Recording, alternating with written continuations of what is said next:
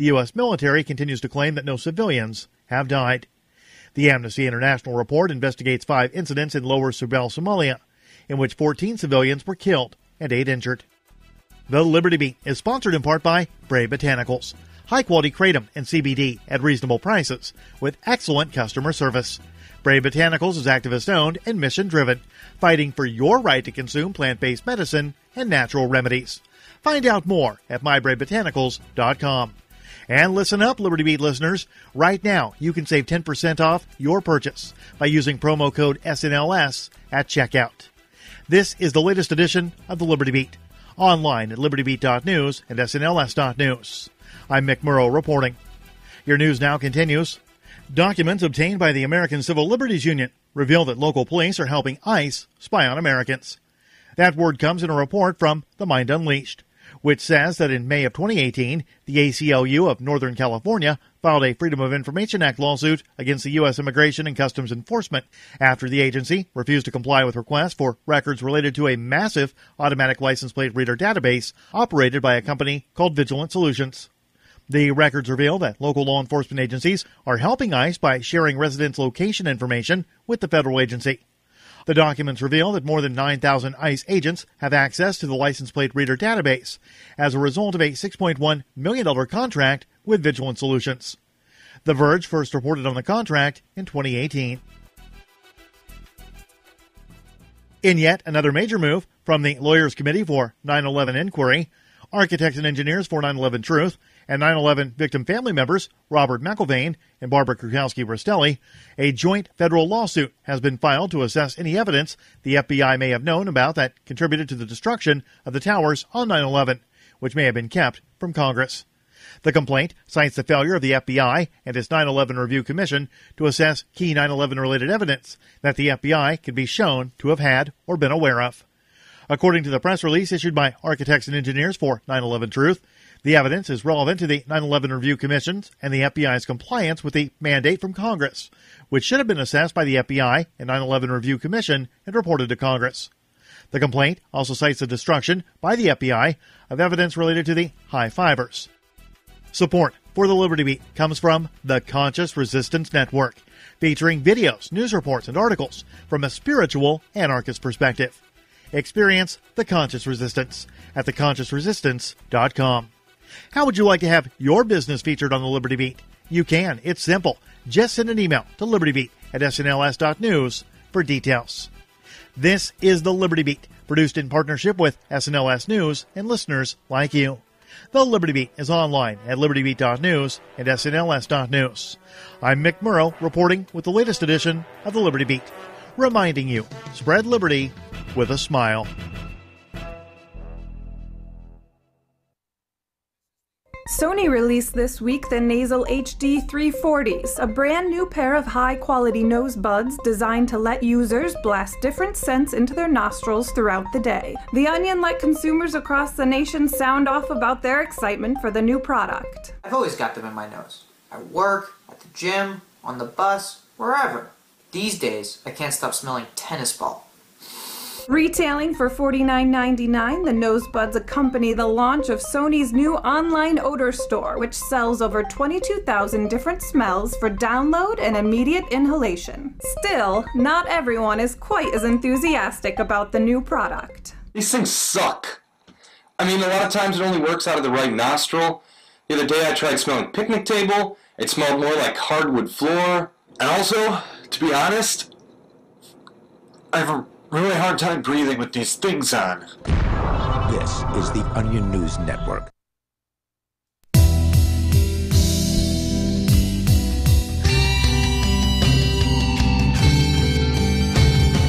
All right, welcome to the Call to Freedom here on LRN.FM, broadcasting as always from the Liberty Radio studios here in Keene, New Hampshire. Now, I'm your host, Arya DeMezzo of the anarchistshe-mail.com, and I'm joined in the studio today by Michael Hampton from BitcoinHistory.com. And we are fine. Oh, God, we are alive. So many messages in the past 2 days. I just really needed some time off. I mean, really. But never again am I going to take 2 days off in a row because I had no idea what to do with my time yesterday. One day was good for a mental health break, but 2 was just too much. It was just too much. Time dragged by. Every single minute was just agonizingly slow. Ooh. I have no desire to live that slowly. Screw that. I want to live slowly in the sense that, I don't want to age off and die. Right. But I don't want to live so slowly that I'm conscious of like every single minute that passes. Yeah, if the seconds start dragging, you need something to do. But of course, the break gave us time to come up with interesting things to, do what we do, just Talk sort about? of BS about. Yeah. Most interestingly, the one I just saw was one that you brought in about how Grindr is a national security threat, according to the United States government. Oh, yeah, I literally just found that a few minutes ago, so I really haven't gotten quite into it. Well, the one you shared had absolutely no info in it whatsoever. It could have been fake news for, all the links it provided to back up its claims, but Googling it does in fact yield the results, largely because it's a Chinese-owned company. Is owned by a Chinese-owned company. For those who are unaware, Grindr is what they call a dating app, but it isn't. It's a hookup app for LGBTQ people. That's what I understood it to be. Yeah, well, they call them dating apps now. Like sleeping together. Right. It's that kind of euphemism. Well, with millennials these days, I'm not sure if sleeping together is a euphemism or could possibly be taken literally anymore. Well, there are certainly, segments of the population that, look for things like cuddle buddies and things like that. But that's not the point of Grindr, certainly. But according to the United States government, Grindr is a national security threat. A branch of the U.S. Treasury Department called the Committee on Foreign Investment that monitors these kinds of things has warned that the Chinese gaming company Beijing Kunlun Tech, which bought Grindr in 2016, may be a risk. The exact nature of that risk, though, is unclear. I would say so. I mean, yeah, this is all completely out of left field. Why is a hookup app for LGBTQ people a security threat, a national security threat? Well, I mean, it does rely heavily on location information. So obviously, they could code some backdoor for the Chinese government or whatever that allows the Chinese government to know the locations of all the app users. I wouldn't be surprised if that sort of thing had gone on. So all the app users who are in the federal government or the military? But just all the gay people who are using the app, I guess, regardless of whether they're in the military or not. It's not useful information. I mean, my location isn't hard to find out if you have Google. Right. Right. We just said it 3.5 minutes ago. Well, the thing about national security, in quotes, is that when the government says it, they mean the security of the government, not the security of the people in the country. Yeah, but there's no real way that this could constitute any sort of threat to national security. Yeah, that's where I'm getting a little lost here. I mean, worst case scenario is that the Chinese government find out where all the gay Americans are. Or it's just not even all the gay Americans, just the gay Americans who use Grindr. It could be. There could be that there are gay Americans still in the closet, and they could blackmail them, possibly. Oh, that's true. That's true. Speaking of closeted things, though, I was asked today, while attending PorcFest this year, to give a panel on accepting oneself, which leads to the acceptance of others, which leads to stronger communities. We don't have a good title for it yet. I'm sure a good title will come up somehow or other. Yeah, but that's essentially what it is people living in the closet, whether they're in the closet because they're an anarchist or libertarian and they're surrounded by statists, whether they're in the closet because they have cancer and they're worried about being judged or, demonized by family and friends, or whether they're, gay and they don't want to deal with the repercussions of that. It's all about living in the closet, and that's not good. Yeah, well, for some people, the closet is a way of life. It's necessary because maybe they have parents who would disown them or possibly threaten them with violence if they came out. Well, sure, but at a certain point, you become an adult, and their ability to harm you becomes diminished a little. Well, no, at that point, it's about whether or not you're willing to allow them to harm you. you can disassociate from your parents at any time after you turn 18. Oh, yeah. And in a lot of states before you turn 18. It's not going to really make your life much easier, but it beats having to live in the closet because of that kind of crap, you know? Oh, yeah. But, or if you're an anarchist and you can't discuss anarchism, because I was asked at work a few weeks ago, you know, what our radio show is about. And it was super hard to answer that question because it was a military dude who asked me this, a former Marine. It's like, what's your show about? I'm like, well, it's about how you're immoral for shooting brown people for hire. Did you actually say that? No. Like those? Oh. No, I sit there and said, and I looked at our boss. I was like, I don't, because, you know, she knows. So I was like, I don't know how to phrase this in a way that won't cause problems. But she didn't know because she said, well, there's nobody here. Just say it. I was like, to a Marine, you want me to tell a Marine, a former Marine, what we talk about there on the show, about how cops should be shot on sight, and about how we should take guillotines to Congress, and about how, you know, the military is full of people who are literally hired killers murdering brown people on behalf of corporations. You want me to tell all of this to a former Marine who, by the way, sets off my gaydar. Oh, my. And I'm not the only one who has their gaydar just going nuts around this dude who crosses his legs more than I do. And it's just all kinds of awkward. Speaking of closet, though, Gotta right? be a little strange. Yeah, it's so strange. But that's where I work, man. It's a bunch of strange people congregating into one area, and somehow stuff gets done. And, you know, that's sort of the beauty of libertarianism and individualism in the first place, is that you can take all of these weird people, because that's what PorcFest is. It's a gathering of 2,000 of the weirdest people in the United States, really, who just get together and be weird. And it creates this this strong, heterogeneous community that isn't easily destroyed because it's built on something real. It's built on individualism and love for one another. That might seem a little ironic or oxymoronic, but it is true that we all come together here because we believe in the individual. Right. Yeah. But speaking, well, not really speaking of the individual, but there's not much more to go over about Grindr. But there was a really interesting thing that happened in the last few days. I don't know exactly when it happened, but Representative Mike Lee got in front of the House of Representatives.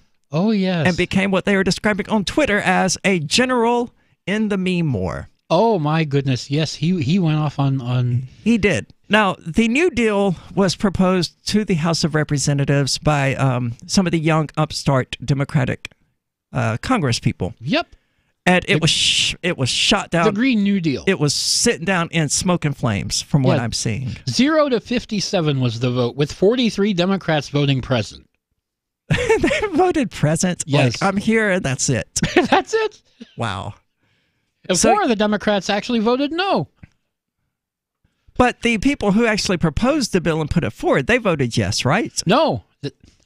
What? So the people... This Alexandria Ocasio-Cortez. This was a Senate vote, and those people were in the House. Okay. So they weren't, they weren't voting. The Senate voted it down. Right. Okay. But the House of Representatives, as far as we are aware, has not yet. As far as I know. But we're going to get into exactly what Mike Lee did, and we're probably going to play the video because it's not overly long, it's clean, and it's absolutely hilarious if you've never seen it. Oh my goodness, yes it is. I watched this earlier, and it's worth the time. Or if you've just never listened to it, don't go anywhere. This is the Call to Freedom, and we're going to get into that here in just a moment.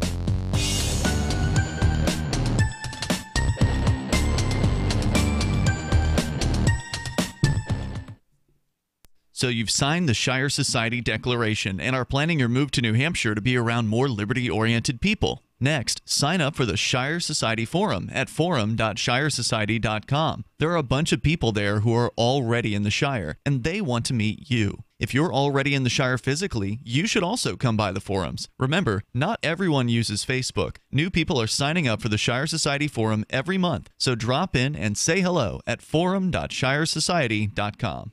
The Supreme Court's sidekick, Kid Justice, is killed by mad genius Dr. Contempto. Thousands of elderly Japanese Americans are rounded up for an internment camp's 70th reunion, and a report confirms the habitat of Bengal tigers is now down to a studio apartment in Jaipur, India. As it was once prophesied in the weekly news recap videos of old, here now it emerges before your very eyes. This is the Onion Week in Review.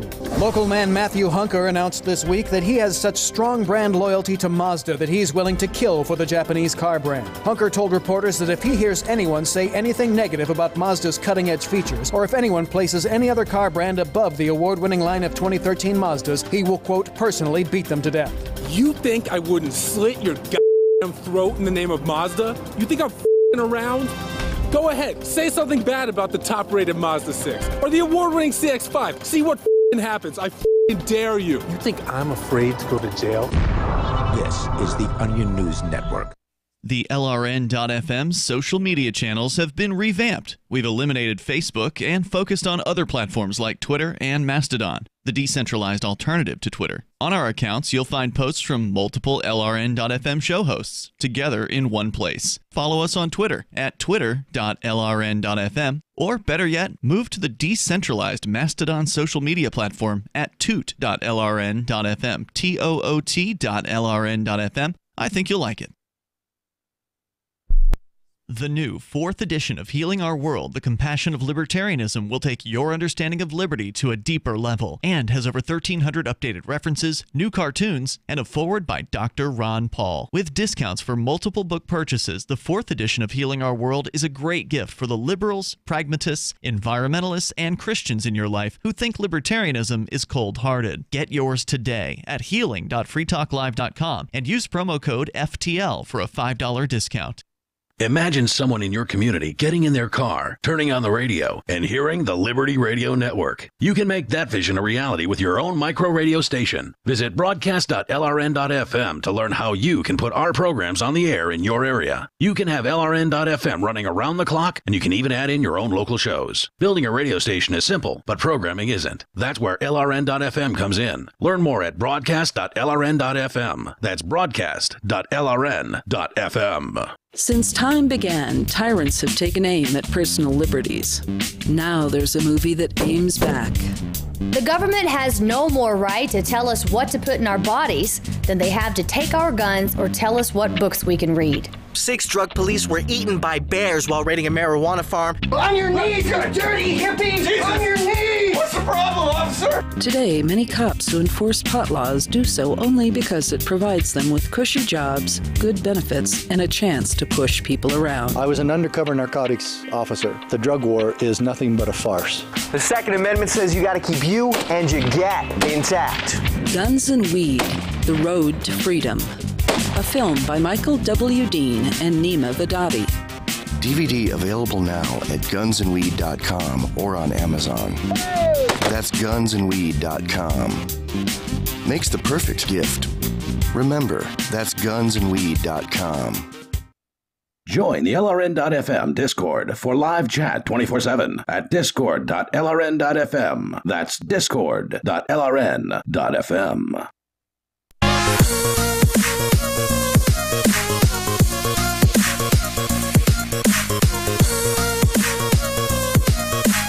All right, welcome back. This is the Call to Freedom. As always, you're invited to give us a call at 603-283-6160. Again, that's 603-283-6160. Or if you prefer clearer quality, you can use the Discord call-in lines, which you can find at discord.lrn.fm.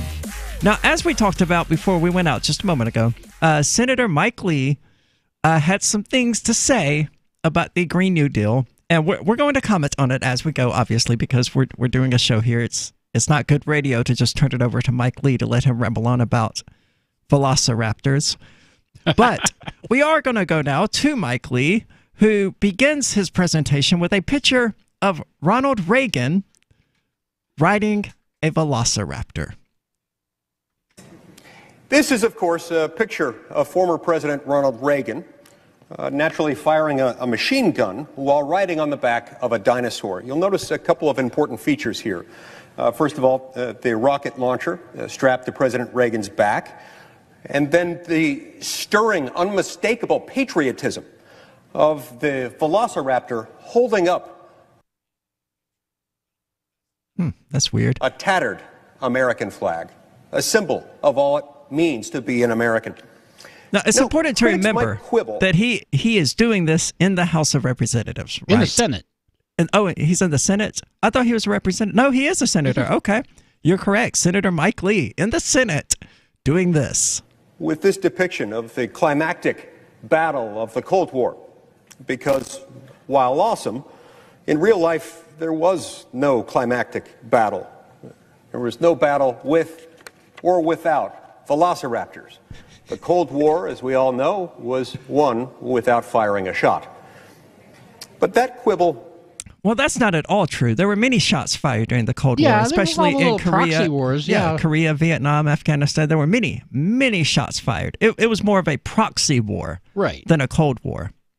actually serves our purposes here today, Mr. President, because this image has as much to do with overcoming communism in the 20th century as the Green New Deal has to do with overcoming climate change in the 21st.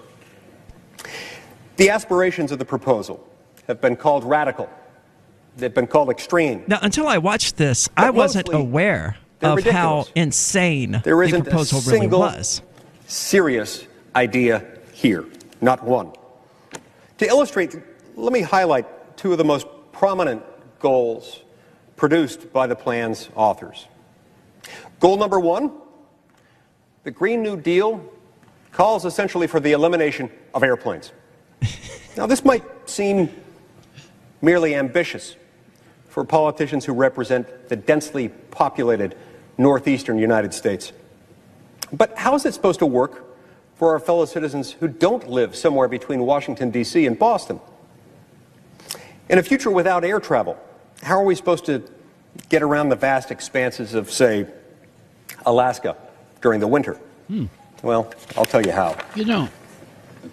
Tauntauns, Mr. President. This is a beloved species of reptomammals, native to the ice planet of Hoth. So they've taken down... those will get you around Alaska. They have taken down the picture of Ronald Reagan riding a velociraptor, and they have instead put up an actual tauntaun being... Well, not an actual tauntaun, but an image of a tauntaun being ridden by Luke Skywalker. Now, while perhaps not as efficient in some ways as airplanes or as snowmobiles, these hairy bipedal species of space lizards offer their own unique benefits. Not only are tauntauns carbon neutral, but according to a report a long time ago and issued far, far away, they may even be fully recyclable and usable for their warmth, especially on a cold night. What about Hawaii? Isolated 2,000 miles out of the Pacific Ocean. Under the Green New Deal's effective airplane prohibition, how are people there supposed to get to and from the mainland? And how are they supposed to maintain that significant portion of their economy that's based on tourism? At that distance, swimming would, of course, be out of the question. And jet skis are notorious gas guzzlers. Yeah, there's no gas station between all here residents and there. of Hawaii would be left with is this. This is a picture of Aquaman, a superhero from the undersea kingdom of Atlantis, and notably here, a founding member of the Super Friends. I draw your attention, Mr. President, to the 20-foot impressive seahorse he's riding. Under the Green New Deal, this is probably Hawaii's best bet. Now, I'm the first to admit that a massive fleet of giant, highly trained seahorses would be cool. It would be really, really awesome. It would be. Yes. But we have to consider a few things. We should get on that. We have no idea about scalability or domestic capacity in this sector. The last thing we want is to ban all airplanes and only then find out that China or Russia may have already established strategic hippocampus programs designed to cut the United States out of the global market. Mr. President, we must not allow and cannot tolerate a giant seahorse gap. Goal number 2. The Green New Deal anticipates the elimination of all cows. Talking points released by the... Now, this is something I had, again, I didn't hear any of these talking points prior to watching this video, but is he really arguing, or is Alexandria... Yeah, it wanted to get rid of cow flatulence by getting rid of the cows. To exterminate this entire species. That's any part of anyone's plan. It's as ridiculous as it sounds. Is to make cows extinct. Yeah. I mean, it's not ridiculous. Humans we made plenty of animals go extinct. But I was under the impression that the whole point of this environmentalism and Green Deal stuff was to, help it so that animals could continue existing in spite of our wrecking the environment. Not animals that humans use for meat. But I mean, those don't count. That's certainly a solution to the global warming problem, is just to make extinct all of the animals, and then we don't have to worry about it anymore. Right. Then humans can go extinct, and then we'll be fine. Sponsors of the resolution, the day it was introduced, cited the goal of, quote, fully getting rid of, and I'll paraphrase a little bit here, flatulating cows. Now, Mr. President, I share their concern. But honestly, I think you've got to remember that if they think the cows smell bad, just wait till they get a whiff of the seahorses. But back to the cattle. I've got a chart to illustrate this trend. As you can see, Mr. President, on the left, these little cows represent the bovine population of America today. On the right is the future population under the Green New Deal. We would go from about 94 million cows to 0 cows. More of this insanity in just a moment, because we haven't even gotten to Sharknado yet. And oh yes, we have to get into Sharknado. Oh yes. This is the Call to Freedom, and Mike Lee, I have to agree, you are officially a general in the great meme war.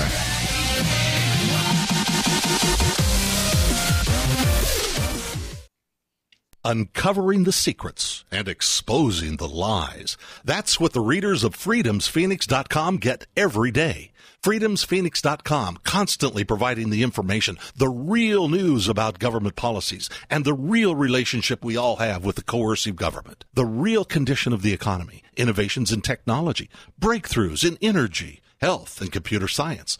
Learn the truth well before it's admitted to in the lamestream media. The corporate media, nothing more than distributors of government propaganda, but now there's an alternative. freedomsphoenix.com. Constant news updates on the issues that affect your life in the most important ways. With liberty and property under constant attack, freedomsphoenix.com provides the understanding behind the propaganda, and it encourages the participation of its readers. Go to freedomsphoenix.com. That's freedoms with an S, phoenix.com. freedomsphoenix.com. The revolution between the ears has already happened.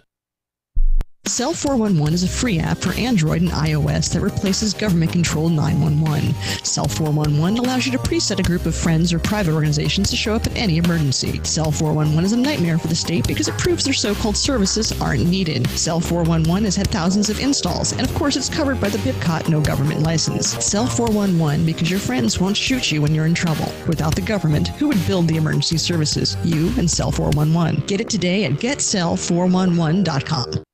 Why did you move to the Shire? I moved here to the Shire because there's other people around who take liberty just as seriously as I do.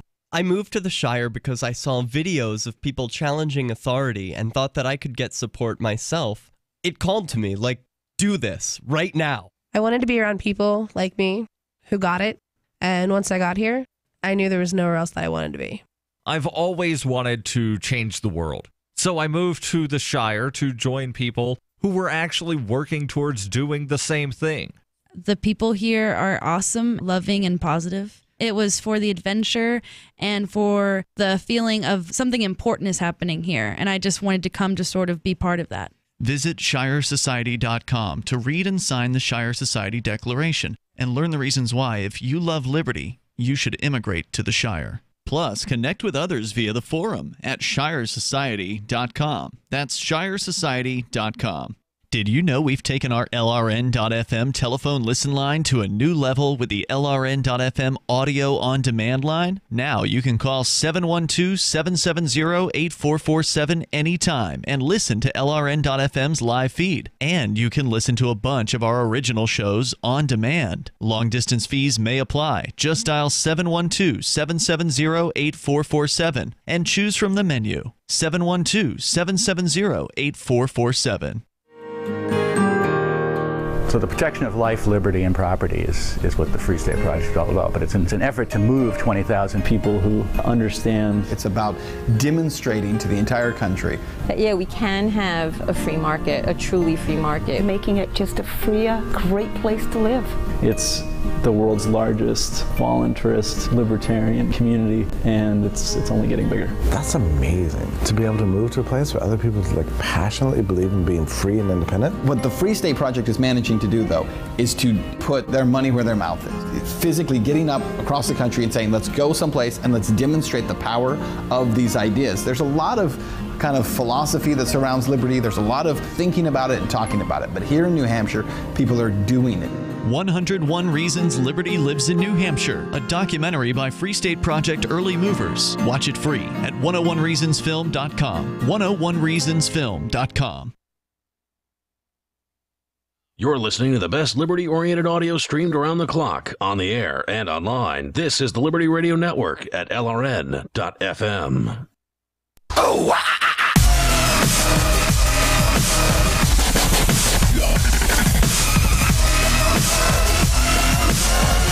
Welcome back. This is the Call to Freedom. As always, the Rational Review News Digest, which you can find at rationalreview.com, is the Freedom Movement's daily news digest, aggregating stories from all over the internet that are of interest to libertarians and liberty-minded people.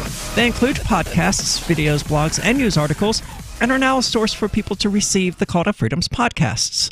So be sure to check them out at rationalreview.com to stay up to date on all the happenings in the wider world. I'm looking forward to seeing the articles tomorrow about Mike Lee's shenanigans. This is rich. It really is. And it's only going to get better, is we are proud to say. No more milk, no more cheese, no more steak, no more hamburgers. Over the state work period last week, I visited some farms to find out for myself what Utah's own bovine community might think of the Green New Deal. Every cow I spoke to said the same thing. Boo. The authors of this proposal will protest that these goals are not actually part of the Green New Deal, but were merely included in supporting documents accidentally sent out by the office of the lead sponsor in the House of Representatives. But, Mr. President, this only makes my point. The supporters of the Green New Deal want Americans to trust them to reorganize our entire society, our entire economy, to restructure our very way of life, when they couldn't even figure out how to send out the right press release. Now, he's not wrong. That's the issue with central planning as a whole, is that they promise you all of these wonderful little things that they're ultimately unable to deliver on. They can't deliver because central planning doesn't work. No, I mean, it works for a time, but it does ultimately collapse because, you know, they don't have a realistic way to respond to changes in the circumstances as quickly as free market solutions do. It's part of what the road to serfdom is about. We should be extremely leery when these people come promising us all of these solutions to various problems, because that's how you get fascism. That 100% has always been how you get fascism. And as he characterized it in The Road to Serfdom, as F.A. Hayek did, it wasn't some weakness in the German people or some moral failing on their part that led them to Nazism and to Hitler. It was their belief in the central planners. And if you don't believe we're susceptible to that, then all you have to do is look at all of the people who are supporting the new Green Deal and this notion that the congressional officials can indeed plan our entire lives and societies and restructure everything according to what they think You don't is believe best. people are susceptible to that? Look at MSNBC. I mean, it's all right there on the front page. So turning back to Mike Lee, who is trolling the crap out of the Senate. The Green New Deal is not a serious policy document because it's not a policy document at all. It is, in fact, an aesthetic one. He's about to make some really great The resolution points. is not an agenda of solutions.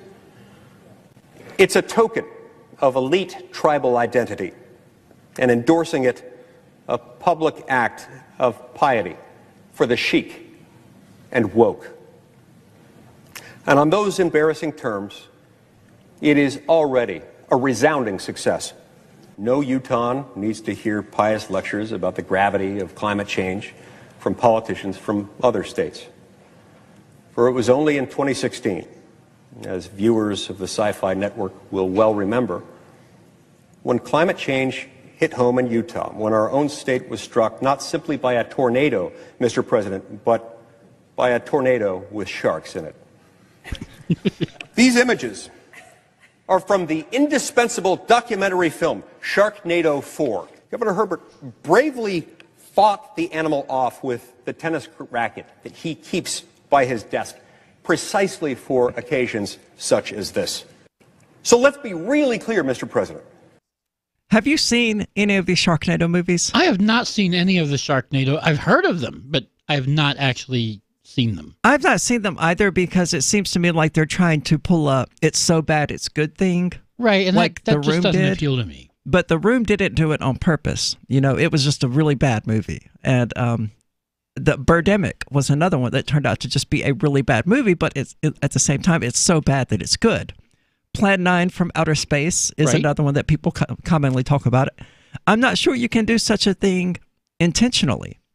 But I don't think they're trying to make any I mean, it's called Sharknado, so I think it's fair to say that they're probably not trying to make high art over there. Right. This was not intended to be a good movie. It was definitely intended to be bad. They've got to be making some kind of money, though. I mean, they've made 4 of them now, at least. They've made 4 of them? He said it's from Sharknado 4. Oh, my. So, clearly, there's Yeah, something amusing about them. This is what I get for not owning a TV. Yeah, I don't get the appeal of things like that. It's just so over the top, so ridiculous, I guess, is the idea behind it. And, you know, that's sort of what the Green New Deal is, if what they actually want to do is, you know, cause an extinction level event for the cows and eliminate all air travel. I'm not sure what they think reality is, but neither of those things are really feasible. I mean, sure, we could technically eliminate air travel, Yeah, and you we could could ban technically airplanes. kill all the cows, but I'm not sure what that's going to do for global warming. And this hysteria that the left peddles about global warming, look, I don't give a crap if global warming is real or not, because I understand how climate works. And I know that even if it's real, all the doom and gloom that they prophesy about how we only have 12 years to live or whatever. That's what they said 12 years ago. It's absolute nonsense. And anybody who has any understanding of geology and the thousands and hundreds of thousands and millions of years over which these things happen should be laughing at them. Because it's obvious that even if humanity is changing the climate, you know, it took the cyanobacteria who overwhelmingly populated the Earth back 4 billion years ago. It took them millions of years to change the atmospheric makeup to contain oxygen. You know, it's funny you should mention that because I read a headline the other day. I don't remember all the details, but apparently this 10,000-year-old arrow fell out of a melting glacier ice. And my thought on that was 10,000 years ago, that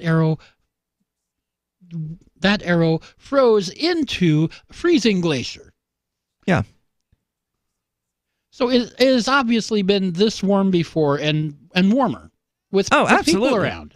I think that's one of the main criticisms against climate change is that, you know, the Earth's climate fluctuates all by itself. And that we've been in a warming period anyway, geologically speaking, and whether or not humanity is causing it or whether or not it's a natural event, we just don't know. Now, it would be strange to me to find out what mechanisms are causing these ice ages and these hot ages or whatever they're called, because that seems to me, I mean, Earth's climate should be more stable than that, I would expect. One would think. You know, I'm not sure science is really all that interested these days in what actually happened back then, because it doesn't serve the narrative that they're getting paid for. Yeah, and they are absolutely getting paid for it. I wish I could still find it, but I found it live back when it happened in 2007, 2008, when one of the prominent global warming scientists had their email hacked.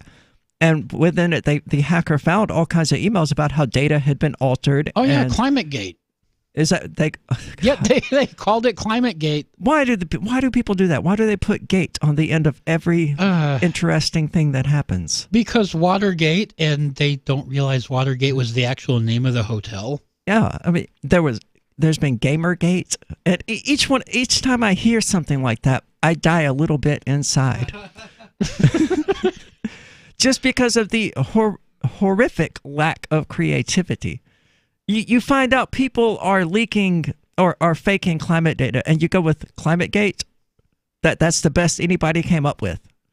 Apparently so. And Gamergate was the best anybody came up with. Not incels get pissed off at feminists gate or whatever. If they have to fix the word gate to it, can they at least be creative? I guess is what I'm saying. Probably not. Not go to the obvious.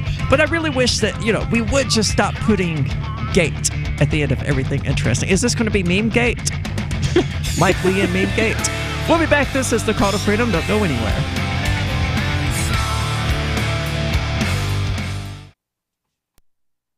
When you hear the word lobbyist, you probably think about greedy corporations, but not all lobbyists are the same. Some are fighting for the freedoms you hold dear. Liberty Lobby LLC is doing just that in New Hampshire, working hard to represent you, not some special interest group. You can help by going to libertylobby.info, where your contribution will give us the tools we need to ensure that your voice is heard. Visit libertylobby.info today to find out more. When you're coping with bad news and the news media come calling, and they will, don't clam up. As notorious political figures find out the hard way, the cover-up can be worse than the crime. So get out in front of unfavorable news about your company, your group or organization, or yourself. The sooner you confront a negative story, the sooner it will be over. Responding as quickly to negative stories as you do to positive ones enhances your credibility. Hiding embarrassing information or lying will do more damage than damage control. Never stonewall. Tell your side of the story, use specifics, and detail what corrective action has already been taken. Respond in kind. If the issue is emotional, don't sound like a cold, unemotional Mr. Spock. For more tips on critical communication skills for the way things are now, hit survivalspeech.com. I'm Holland Cook.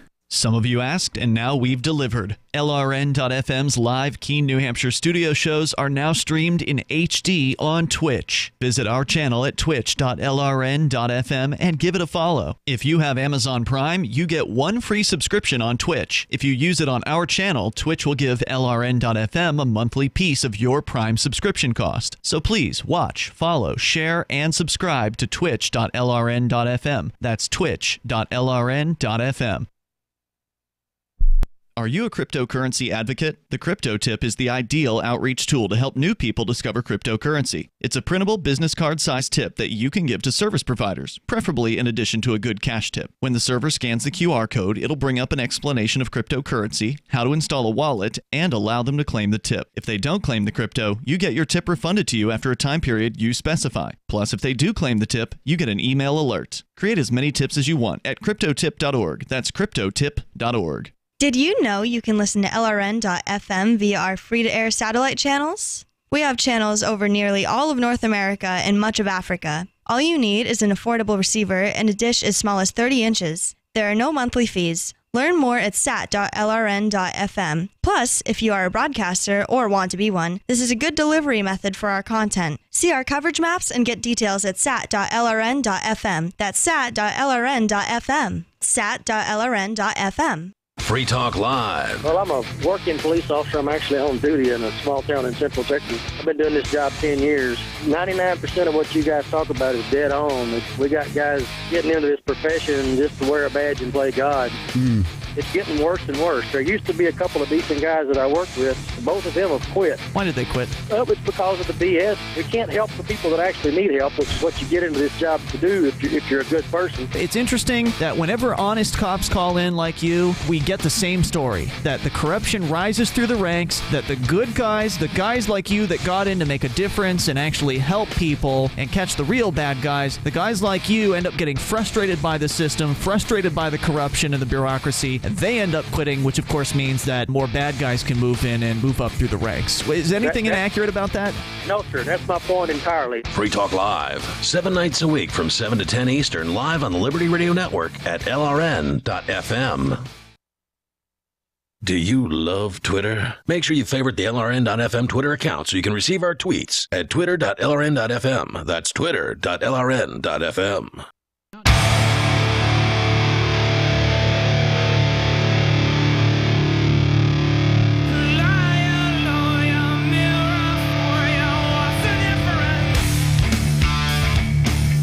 Welcome back. This is the Call to Freedom, and maybe you want to have sex with prostitutes and then arrest them, or bust people for drugs and then sell them on the side for a nice little bonus.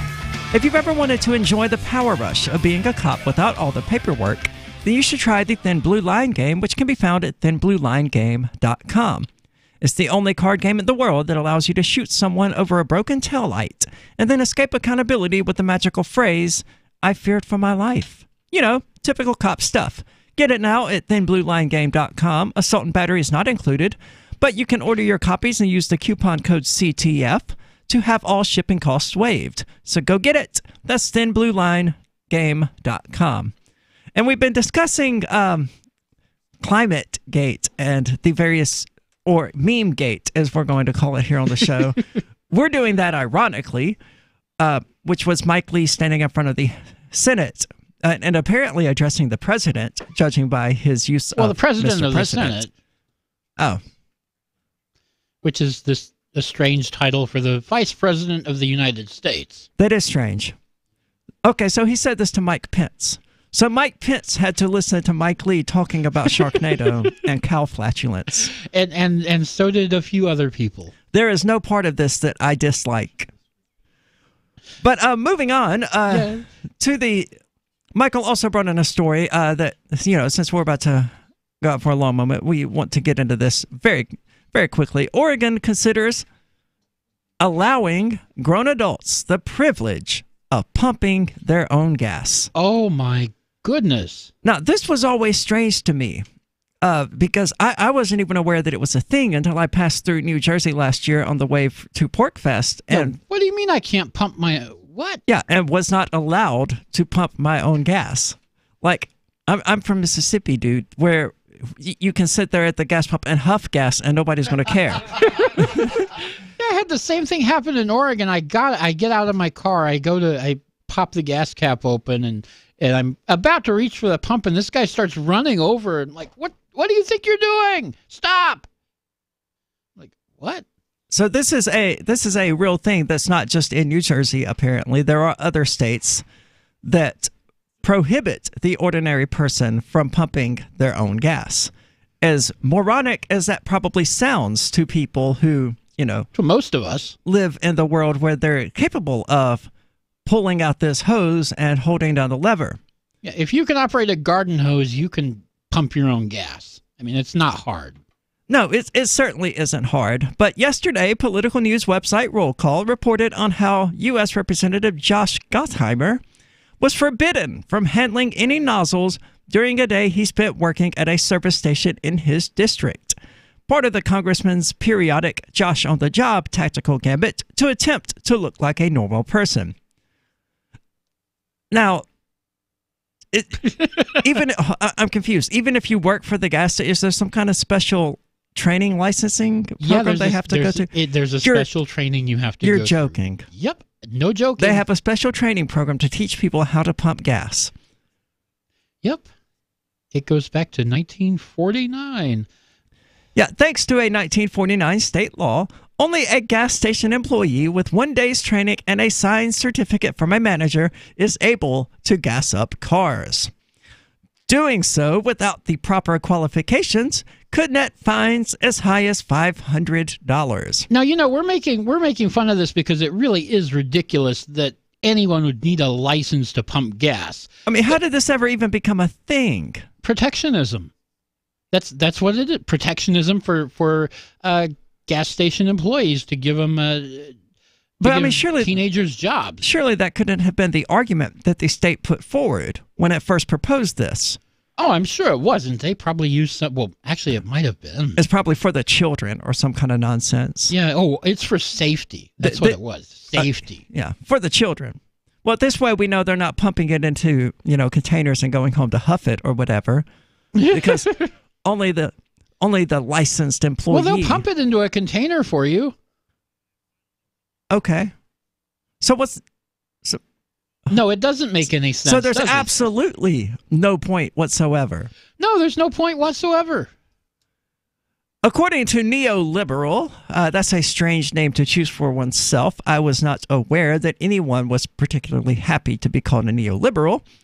New York, we have good pizzas and bagels. California, we have surfing. Maine, we have the best lobster in the country. New Jersey, our residents never have to pump their own gas. Yeah, sure. When it was -3 degrees and with a -20 wind chill, I was not particularly happy to be out there pumping my own gas. Yeah, well, it never really gets that cold in New Jersey anyway. But well, I mean, I could see some value in a full service station and those kinds of things if you want to seek out and use that full service station. Yeah, you should have the option. But does this not increase gasoline prices? A little bit. I would imagine so, because you have to pay some guy to actually stand out there and pump the gas. Yeah, because they can't just stand in the store like they do at most service stations and take your money and tell you to have a good day. Right. Which is all that they should do, unless you're going to tip them. I would imagine. No. And I think that that's probably an interesting inversion as well, because I did work at a gas station once. I did have somebody ask me to pump their gas, and I did it, and they tipped me $5 for it. I would imagine that most of these people in Ohio and New Jersey, and I don't know this is purely speculation, but I love talking out of my rear here on the air. I would imagine that most of them do not get tips. Yeah, I would imagine not. That's kind of like one of those minimum wage jobs where you just, you're there. It doesn't take any skill, despite what these pumping gas in New Jersey requires a full day of apprenticeship training with the attendance proficiency to be documented by a certificate. Now, I remember How does it take a full day of training to learn how to pull a handle? I mean, come on. I can't imagine how. I mean, I remember being trained to pump gas. My father said, take that, put it in there, and hold that down. It takes 30 seconds. And bam, my training was complete. It took longer for me to learn how to change a tire, which most people have to do on their, well, not most people because they just use AAA or something. But I've decided that AAA is for people who like iPhones. I'm not going to explain that at the moment. But the mocking of the Garden State is likely to only get worse, as Oregon, the only other state in the union to ban self-service, continues to liberalize its gas station regulations. This week, a bipartisan group of legislators in Oregon introduced a bill that would allow gas stations to designate up to 25% of their pumps as self-service. So it's a little bit of freedom. Yeah, we're starting to get there. They can have some freedom. They can have 25% of the freedom to pump their own gas. The idea is to give those consumers crazy enough or brave enough to want to pump their own gas the option of doing so. Oh, my goodness. I can tell you exactly what will happen, though, because the self-service price will be 20 to 30 cents per gallon cheaper than the full-service price. That's how it used to be, because there used to be gas stations everywhere would have some self-service and some full-service. This was 30, 40 years ago. But almost nobody used the full-service because it was cheaper and more efficient to just get out and pump your own gas. Well, there were still people that used the full service. Well, yeah, like old ladies and crap like that. I didn't say nobody used it. I said it was much more popular to use self-service. Well, they also cleaned your windshield and checked your oil and all that. But I mean, you can still get all of that from a gas station employee. You just have to be willing to pay them extra. Even at a totally self-service station. Right. If you're willing to give the employee a $5 tip, they will come out there and pump your gas for you. Oh, I'm sure they will. If there is somebody there who can cover the inside of the store while they're outside. If there's not, then they kind of can't leave the building. But yeah. Providing the option of self-service would primarily help when pumps are very busy and attendants may not be able to keep up with the demand.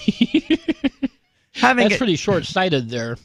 Having a self-serve option would allow drivers who feel comfortable pumping their own gas to do so and get back on the road.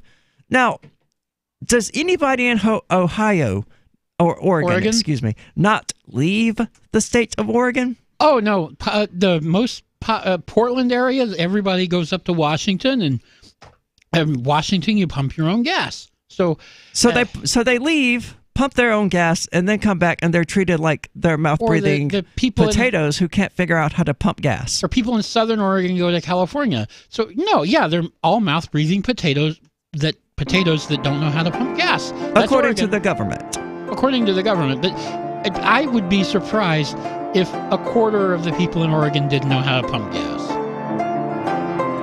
No, maybe not, but it's not hard to figure out. So, applause to the people of Oregon. Maybe you can get your big girl panties on and actually pump your own gas one day. But here's your 25% of freedom brought to you live by the government. Be sure to thank them. Is spreading the message of liberty, cryptocurrency, and peace around the globe worth $2 per month to you?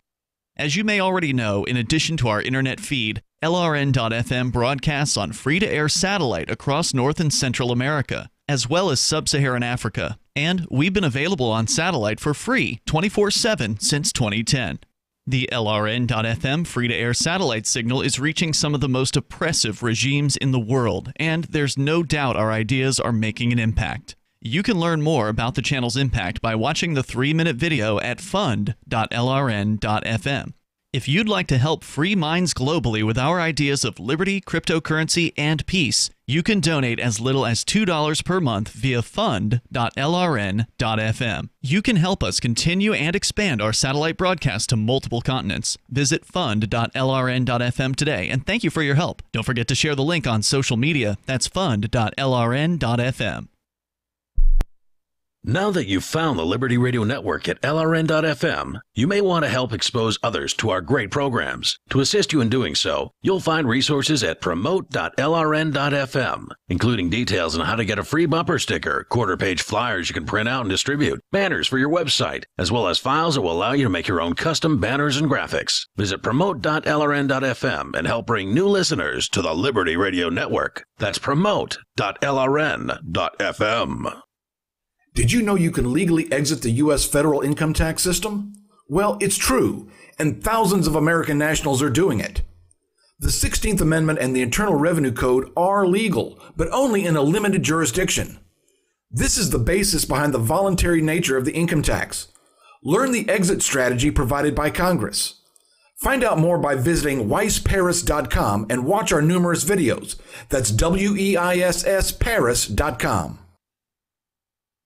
More of the Call to Freedom is coming up next, live after the news on the Liberty Radio Network at LRN.FM. This is the Liberty Beat, your daily source for liberty news and activist updates. Produced in partnership with SNLS News and listeners like you. Online at libertybeat.news and snls.news. I'm Mick Murrow with your latest edition of the Liberty Beat. Gold is trading at $1,316. Silver is trading at $15.37, and Bitcoin is trading around $4,009. Today's prices are brought to you by InnoScale. Take off with Managed Cloud. Looking for a safe, secure way to store your important files online? Then let InnoScale handle it for you. Their high-availability cloud servers are the perfect solution for clients needing one or more secure, scalable servers with built-in hardware failover protection. For details, see them online at InnoScale.net. In the news, a new report from Amnesty International reveals that U.S. airstrikes from aircraft and drones have increased in Somalia, resulting in the deaths of at least 14 civilians.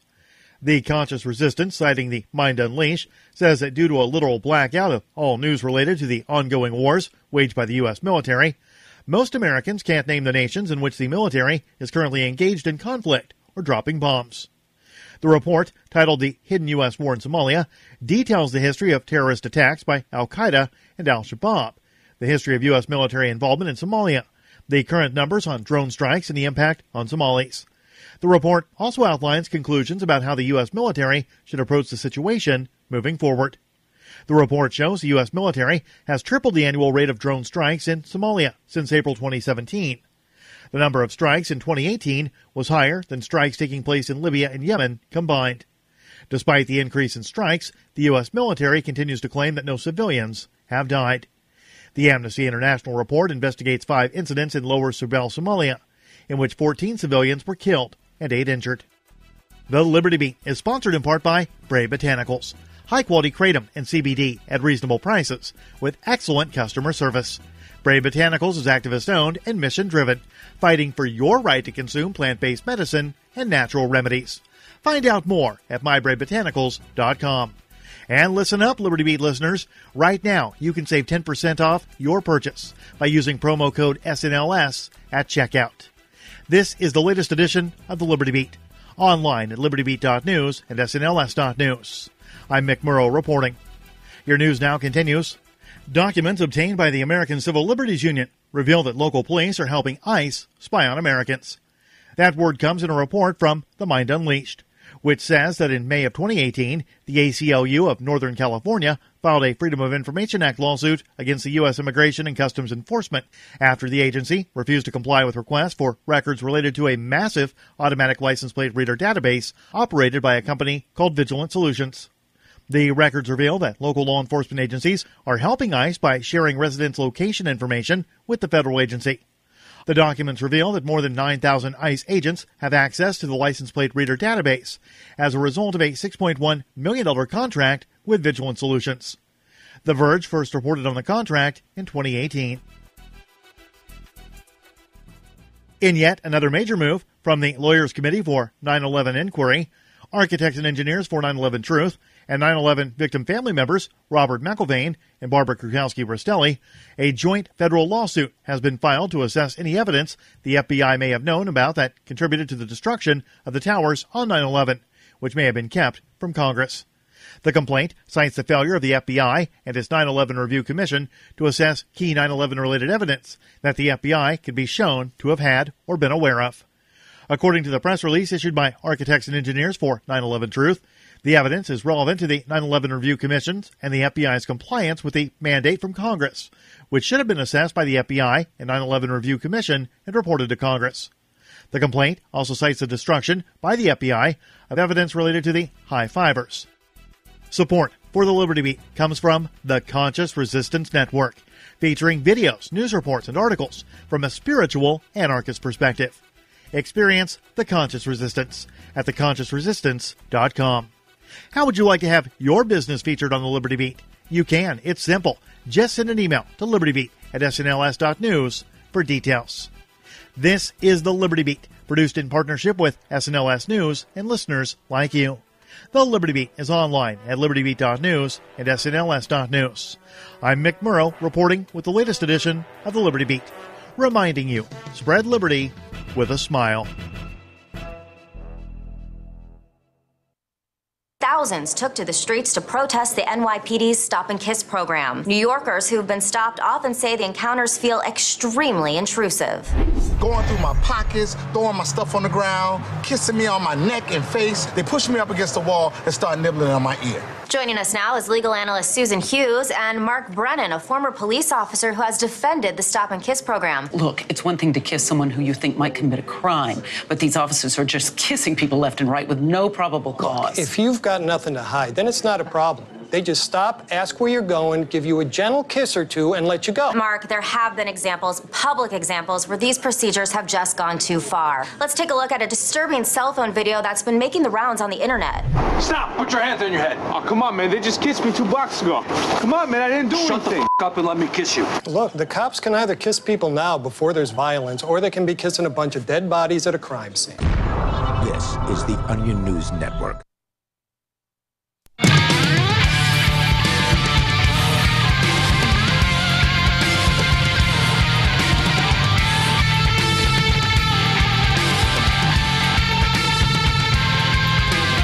Welcome back. This is the Call to Freedom. And as always, you're invited to give us a call at 603-283-6160. Again, that's 603-283-6160. Or for clearer quality, you can use the Discord call-in lines, which you can find at discord.lrn.fm.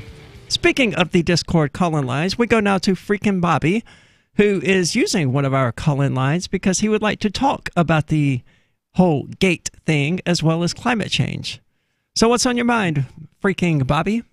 What's up, Aria? You look beautiful today, as always. I always got to say that. I know I'm wasting time, precious time on the air, but I had to say it. Oh, thank you. Okay, so now the gate thing, I don't think we're ever going to be able to get that out of the, and I had to look this up. I didn't know if it was the American it's American Lexicon. Right. And so now the word lexicon has a number of closely related meanings, which can also lead to confusion and may cause the word to be used awkwardly. Well, we're familiar with the linguistics of the word lexicon. Okay. So anyway, the whole gate thing, I think we're stuck with it for like 10, 20, 30 years. Whenever there's like, a scandal, it's going to be, a hair gate or, whatever gate. I think it's sealed. I don't think we're going to get rid of that. Yeah, I think you're correct. I mean, it's been going on now. When was the original Watergate? Yeah, Watergate in the 80s? No, it's the 70s, like 71-ish, 72. I mean, we've been dealing with it for close to 50 years now. It's certainly not going anywhere. Yeah, so, and then it just got popular now since there's so many scandals now that now everything is, I mean, I didn't hear it until early 2000s again. You heard Watergate, and I'm around 30, and then I heard it maybe around 2002, 3 for something, and then ClimateGate just was huge. I mean, not everybody uses ClimateGate, and Ari, I too hate the how everything now is kind of got a gate in front of it if it's a scandal. But I guess that's Nixon just making everything famous again. I don't know how much of the blame really falls on Nixon. Certainly he was there for the original Watergate. Yeah, Watergate was Nixon's fault, but I don't think gate entering the language is necessarily Nixon's fault. No, well, we can always blame we can blame it on Nixon. Yeah, he's dead. I can blame anything on him I want, but it doesn't mean it's necessarily fair. Sure. And so now, I don't know. I'm not a scientist, of course. That's funny because I tell people now, I'm not a doctor, and the light goes off when you look at me and say, yeah, I can kind of tell this guy's not a doctor. Anyways, now I don't think anybody. What makes me upset though is when they say the science is in. How is that science for either case? That's part of the whole religionizing of science that's been going on here in the United States, where it's treated as a religious phenomenon rather than a scientific one.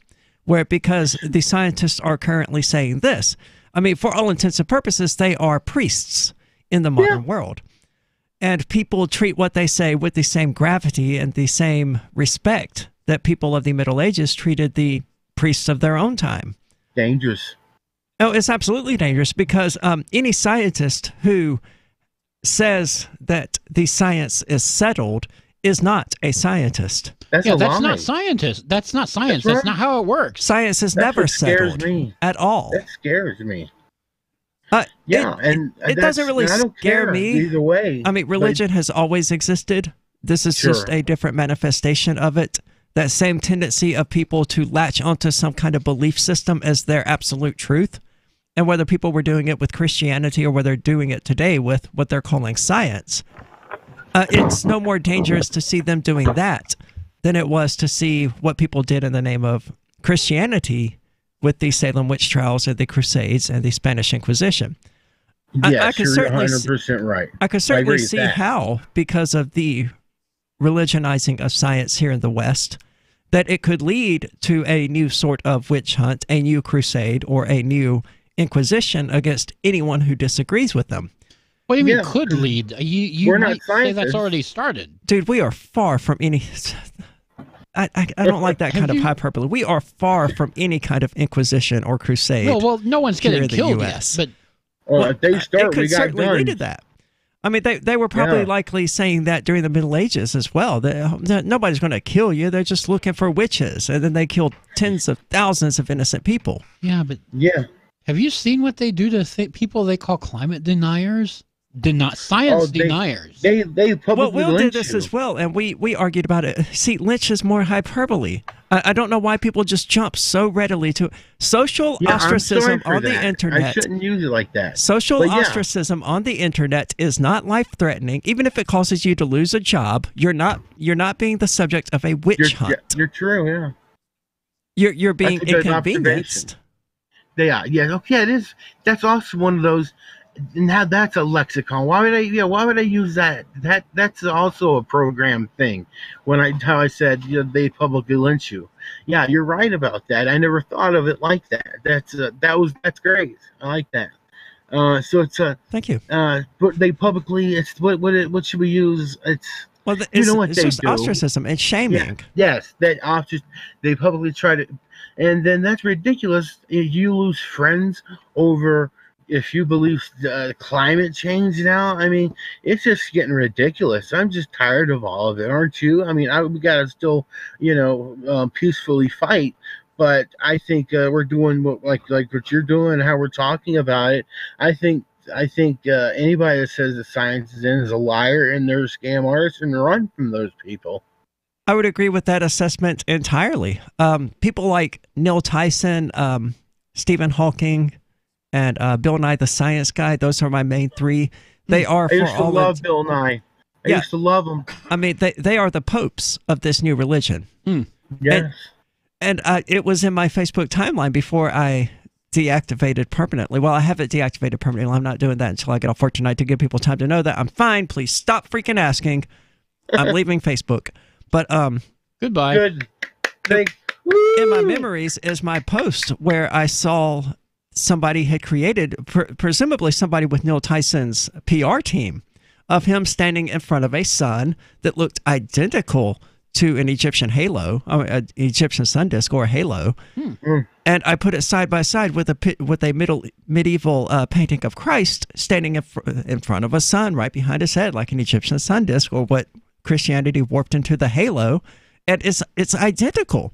You've got Neil Tyson standing there looking exactly like Jesus. Oh my! It couldn't even have been unintentional. These similarities are so stark. But it seems that I was the only one who pointed out, this is your proof right here that this crap you're peddling is religion and not science. You basically took an image of Jesus from the Middle Ages and you put yourself in its place. And you want to tell me you're peddling science and not religion? Yeah, or that's peddling books. Pretty damning evidence. Yeah, or peddling popularity and books. And Bill Nye used to be, like when I was growing up and I watched him, and I used to love Bill Nye, the science guy. But now he's the science is in guy, and since he was popular with all like the 90s millennial kids, I mean, that makes him really powerful up there, because if you're not, if you've already taken their pill, whatever their pill is, saying the science is in, and you see Bill Nye, you're like, oh, it's Bill Nye. He would never lie. He's the science guy. It's like, yeah, we discussed that recently as well. That it almost seems like they were playing the long game of, and I'm not going to say who they might be or who they could be, but presenting Bill Nye to us when we were as kids to earn our trust, so to speak. Yeah. And then when we were adults, to present him with ultra statism, with statism as a religion, because that's what he does.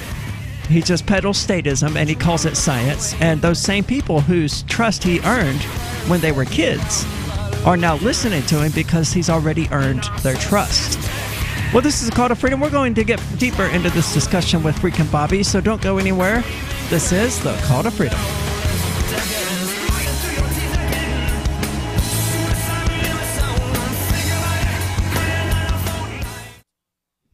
Free speech is protected on the internet, right? Not always. Government agencies try to limit free speech and commerce on the net. Luckily, when they do, the Institute for Justice is there to defend your First Amendment right to free speech. IJ helped set the first federal precedent for internet free speech in 1999, and ever since has worked to prevent unconstitutional roadblocks in cyberspace. Visit our website today at ij.org. I've been told no in many different ways.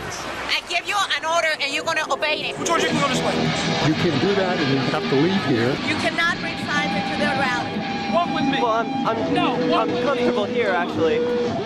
Whoa, hey, who do you think you are? Excuse me. There is no video or audio allowed in this office. No, I have work today. You ain't gonna make it. Wait a minute. Hey! Oh my God! Unbelievable! Why are you running from me? Because you're scared me. What am I being detained for? You're being served. What is this? You're being served. What is this?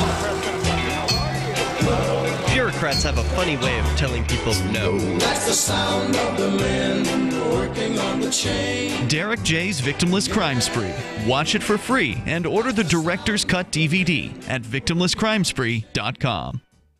LRN.FM is proud to announce our official listening apps for Android and iOS devices. Now you can easily tune into our streams anywhere, anytime on your smartphone or tablet. Just visit apps.lrn.fm or search for LRN.FM in the Android or Apple app stores. Please download, rate us 5 stars, then share the link on your social media, and let your friends and family know how you're listening to LRN.FM. Download it now, free, at apps.lrn.fm. There are basically two types of advertising, direct response and branding. Radio's great for direct response with its low cost to listener ratio, but audio can't be beat for branding, which is a longer-term endeavor. You want to be the first thing that someone thinks of when they think about your product or service. If you have a local business that you want kept top of mind in your community, call the station. If you need national reach, Free Talk Live's got around 200 radio stations, millions of monthly listening sessions, can suit all budgets, and if we don't think we're right for you, we'll tell you. Email me, mark@freetalklive.com. There are lots of ways to listen to Free Talk Live. Our podcast has been around since podcasts began, and now the FTL feed is loaded with content besides our full show archives. Did you know that we make it easy for you to customize your podcast subscriptions? We have different feeds, one that includes only our full shows, one with just the Daily Digest, and one with just the Edgington Post. You decide what you listen to. It's quick and easy to customize your feeds at feeds.freetalklive.com. That's feeds.freetalklive.com. On Free Talk Live, we're bringing people to the ideas of liberty every day. From wrestling superstars like Glenn Jacobs. You guys really are having an impact, I believe. Like I said, a lot of where I am now is due to listening to Free Talk Live. You changed my mind on some very important issues years ago. To random people tuning in on the radio. I was kind of stuck in the left-right paradigm. I heard your show by chance on a Saturday night.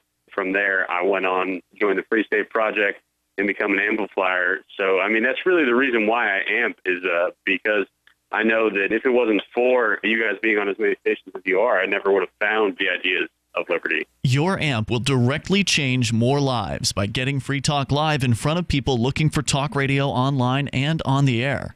When you amp Free Talk Live, you get perks like access to the AMP-only Facebook group and AMP podcast. Visit amp.freetalklive.com.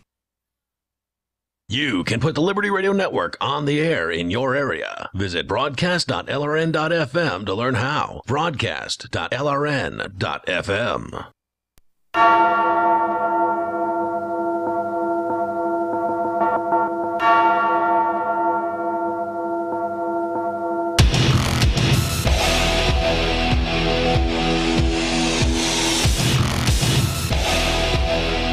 All right, welcome back to the Call to Freedom here on LRN.FM. You're invited to give us a call at 603-283-6160. Again, that's 603-283-6160, or you can use your Discord call-in lines at discord.lrn.fm.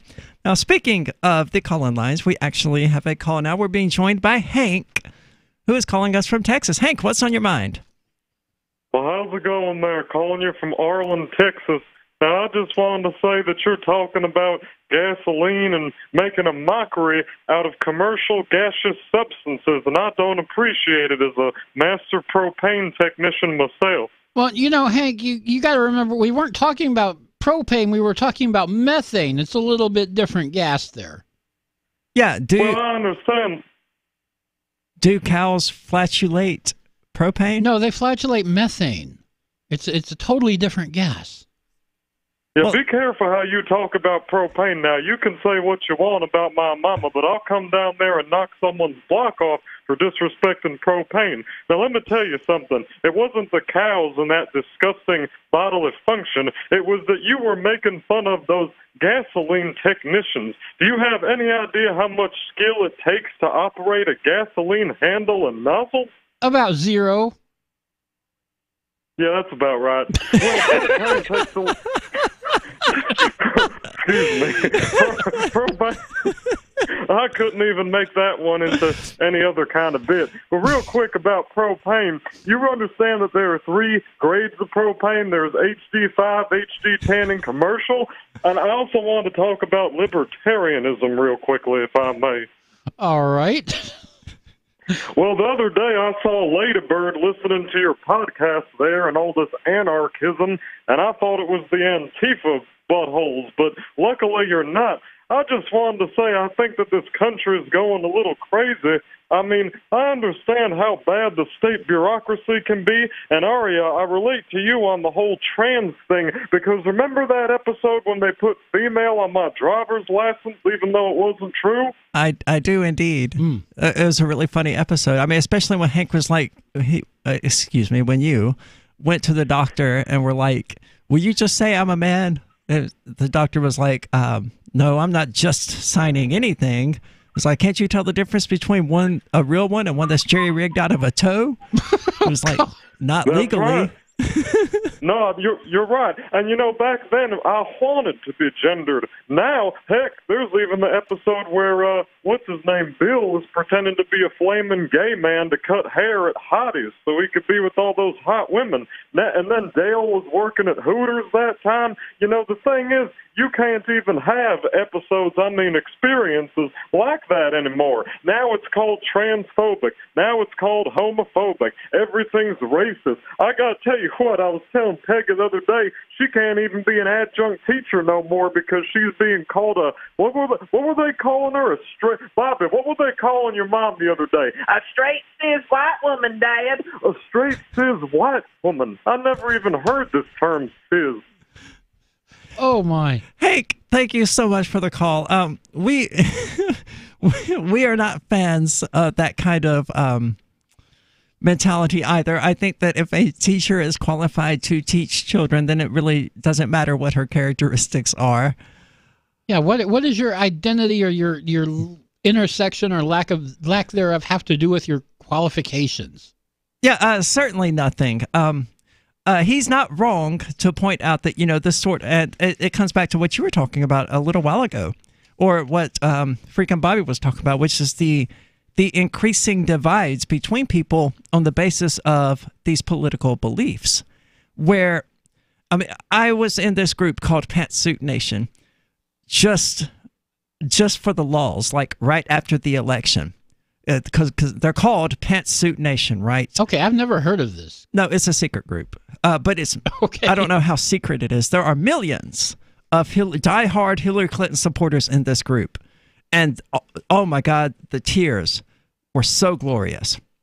But you had people posting openly that they weren't going to go to their Thanksgiving dinners with their families because their father-in-law voted for Trump. Oh, this group is full of people like that. Yeah, okay. That's all it is people like that. And I don't condone that kind of mentality, I think that these sort of discussions should happen, and you're not communicating with people if you're shutting them out of your life over a disagreement.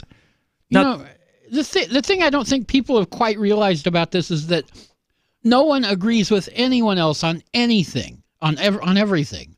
You're going to have some point of disagreement with every single person you ever meet. You may never discover what that is, but it's there. And part of being human and living in a functional society is learning how to deal with these disagreements in a reasonably civilized manner, and avoiding them is not healthy. It's not disagreement that's the problem. People disagree about all kinds of things that they write off as being insignificant. They're not going to not go to their family Thanksgiving dinner because their father-in-law likes INXS and they think INXS sucks, or because their mother-in-law likes Elvis and they can't stand Elvis, or because their mother-in-law prefers chocolate ice cream and they prefer vanilla. These are the kinds of disagreements that we have on a regular day-to-day basis that we don't get all butthurt about. Right. Those are not that important. But politics has become so important in the United States that it will destroy families, it will destroy relationships, and it will destroy friendships if you happen to disagree with somebody about how they want to run your life. And that's what it seems to ultimately come down to, because I'm not aware of this happening with libertarians. Well, libertarians fight over everything. Yes, but we don't go, I'm not going to my family's Thanksgiving dinner because they're a bunch of statists. We don't do that. That's insane. We're surrounded by statists. We have to coexist with them. It doesn't make any sense at all to attempt to segregate ourselves away from them. In fact, more often than not, it's going to present us with the opportunity to proselytize these people, to preach to them and attempt to convince them that, hey, I realize that you feel really strongly about this, but I don't like giving up control of my life to you. Just as you don't like giving up control of your life to your genderqueer 18-year-old nephew who just got the power to vote and identifies as an owl. I don't like it any more than you do. That's why we should get rid of the entire apparatus that allows one person to dictate the life of another person in the first place. That to me is the solution. But because the state exists and it has become so adept at selling us hate that we are increasingly divided. And Judd Weiss did an amazing series of videos on this subject. It is absolutely a hate sell that we're being peddled every election. All they're coming out and doing is telling us why we should hate one another. Yeah, it seems to get worse every cycle, too. And they assure us that if we vote for the person we prefer, then they will punish the people that we hate. And we hate them so much. They're deplorables. They're racists. They're SJWs. They're Antifa commies. Whatever they are, we hate them. And we don't care that this characterization of them has no truth or factual basis to it whatsoever, because we hate them. This is the Call to Freedom. The Free State Project has reached its goal of 20,000 liberty lovers who've pledged to move to New Hampshire and get active to achieve liberty in our lifetime. Perhaps you're trying to figure out what part of New Hampshire should be your destination. If so, consider Keene. You'll find more than 150 reasons to move to Keene at move.freekeene.com. Keene is famous for its historic, publicity-generating activism, as well as being the liberty media capital of the world. It's home to freekeene.com, New Hampshire's destination for liberty activism, news, and opinion. For years, we've been compiling over 150 reasons to move to Keene at move.freekeene.com, where you'll learn about some of what's happening here and what makes Keene a great place to live. If you love liberty, you'll probably enjoy anywhere you end up in the Shire. But do your due diligence first. Please visit move.freekeene.com for the full list of over 150 reasons to move to Keene. That's move.freekeene.com. This Your Family Today tip is brought to you by Juicy Juice, 100% juice, providing a full serving of fruit in every 4 ounces. Visit us at juicyjuice.com. When it comes to nutrition, kids need both fruits and vegetables every day to stay healthy and grow. For the ideal mix, your kid should have at least 1.5 cups of any veggie or 100% veggie juice, and 1 cup of any fruit or 100% fruit juice a day. For more tips like these, visit us at parenthood.com/yourfamilytoday. This is Michael Dean from the Freedom Fiends. I've run websites since 1996 and have used over a dozen web hosts in that time. AgoristHosting.com is the only one that hasn't broken my heart. Agorist Hosting's uptime and service is stellar, and their DDoS mitigation is the best I've seen. That's important because if you tell the truth in this world, you'll ruffle feathers. And some people will try dirty tricks to silence your voice. No matter what the haters hit us with, Agorist Hosting keeps our websites online. If you have a mission-critical commercial presence or a world-changing activism site, you cannot tolerate any skullduggery. So go with agoristhosting.com. Have a WordPress or blog site, but you're not satisfied with performance or uptime? Or just want raw hosting? Want to pay with Bitcoin? Agorist Hosting specializes in high-performance hosting with personalized service. Go to agoristhosting.com and click on the button that says Get Hosted. That's agoristhosting.com. LRN.FM now has a Discord. Discord is a free text and voice chat platform, and we now have our own server with a bunch of channels at discord.lrn.fm. You can join other listeners as they chat about various things during our live shows, or anytime, day or night. Discord software is available cross-platform, so you can have it on whatever device you want and take your chats anywhere. Join our Discord at discord.lrn.fm. That's discord.lrn.fm. We have some good news. The indictments against Ross Ulbricht in the District of Maryland were dismissed with prejudice, meaning they can never be refiled. This is especially good because those indictments contain the only charge ever made that Ross engaged in murder for hire. This was a serious allegation that Ross Ulbricht denies. It was never prosecuted or ruled on by a jury, but was trumpeted by the federal government and the media as if it were proven fact. The Maryland court held these indictments for almost 5 years, poisoning Ross's case and leaving him under a cloud of unproven allegations. As explained in Ross's appeal to the Supreme Court, the fact that the judge used these allegations to give Ross a draconian sentence of double life without parole violated his Sixth Amendment right to a jury trial. Judges are required to issue sentences based on convictions decided by a jury, not unproven allegations never even charged at trial. Although this is a positive development, the dropped indictment will not set Ross free. Now, a presidential pardon is Ross's only hope of freedom. Sign the petition at freeross.org. freeross.org. Help get LRN.FM into more ears. Visit promote.lrn.fm for a free bumper sticker, flyers, banners, graphics, and more. Promote.lrn.fm.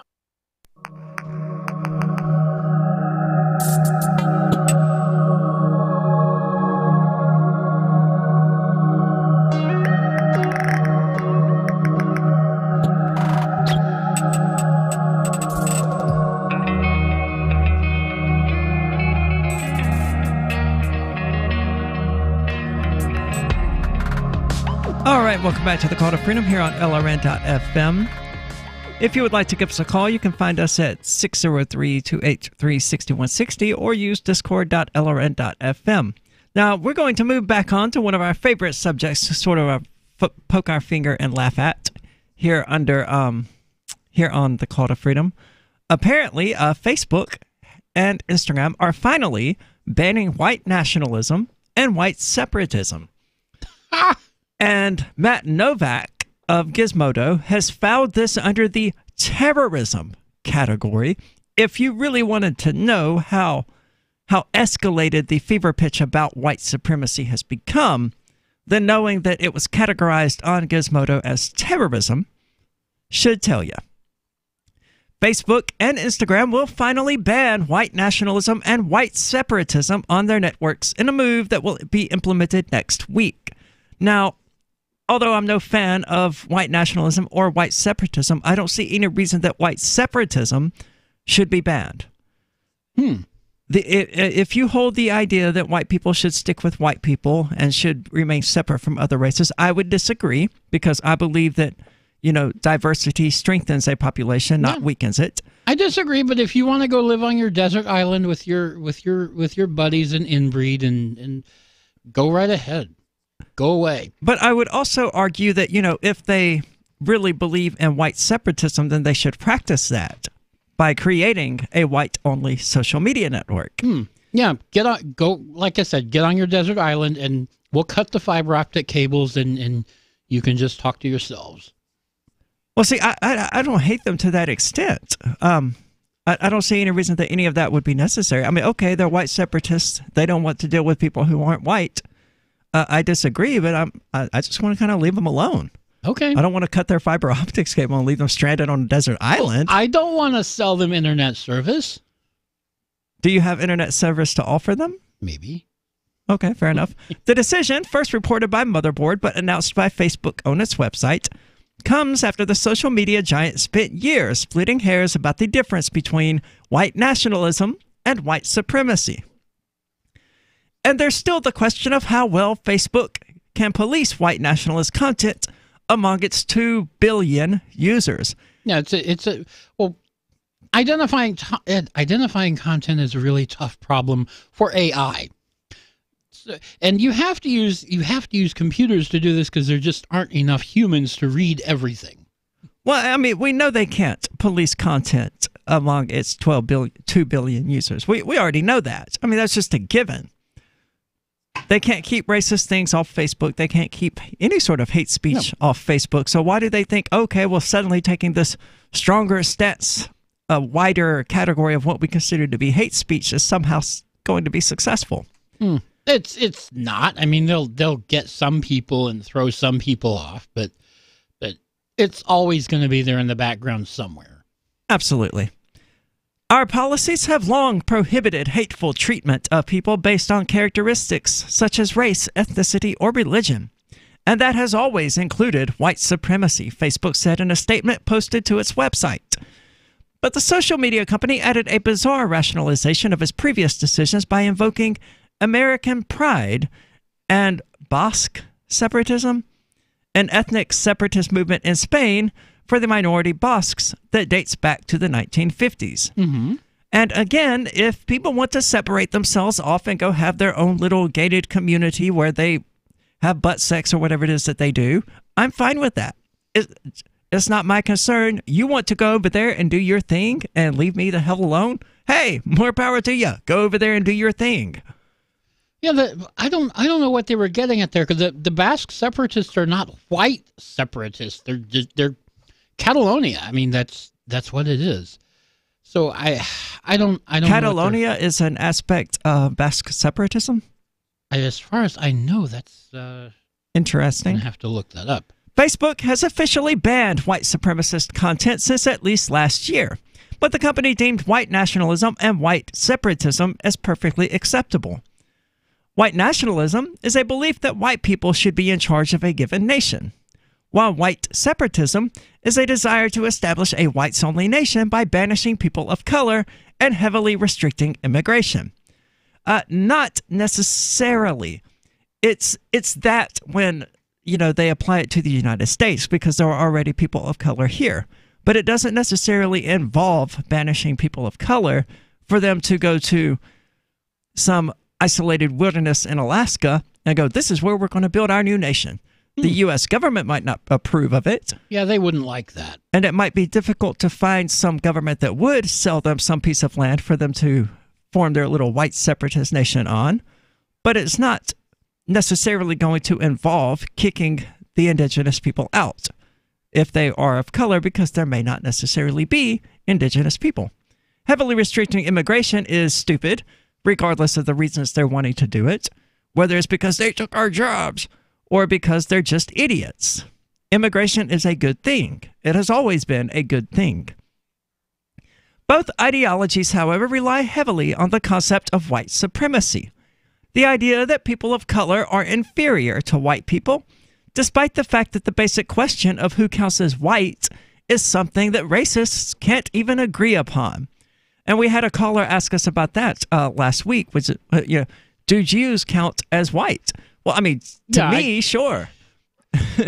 To me, I don't care. You're asking the wrong question. But to Christopher Cantwell, I would say their answer is absolutely not. And I asked our resident genderqueer white separatist, Rev, the question about whether or not Jews qualify as white.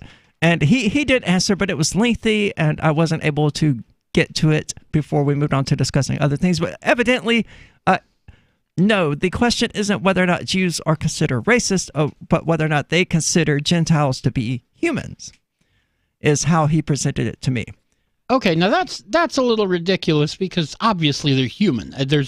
There's no question about that. Why are you trying to say nobody's saying that Jews aren't human. The contention that he put forward was that Jewish rabbis argue that, what's the word, the goyim, are not Right. human. So the Jews are saying that anyone who isn't Jewish isn't human. That's what I was told. They're not. Is that what Cantwell's saying? I'm not saying. I don't know who is reporting that. He did provide a link to a rabbi that, as I said, I didn't actually click, whose the title of their video was something to that effect. I'm not saying I agree with it. I'm certainly not saying that Jews have a habit or a tendency of believing that in the first place. I'm saying that's what was reported to me when I asked the question about whether or not Jews were considered white. Doesn't sound like any Jew I've ever heard of. So I don't know. I guess it would make my Jewish boyfriend into bestiality, would it not? Oh, my goodness. Yeah. But Facebook has decided that it's not worth trying to distinguish between white supremacy and other forms of racism. Well, I mean, we knew this, though. And we saw this happening as early as last year when they began banning people or reporting people for saying anti-white things.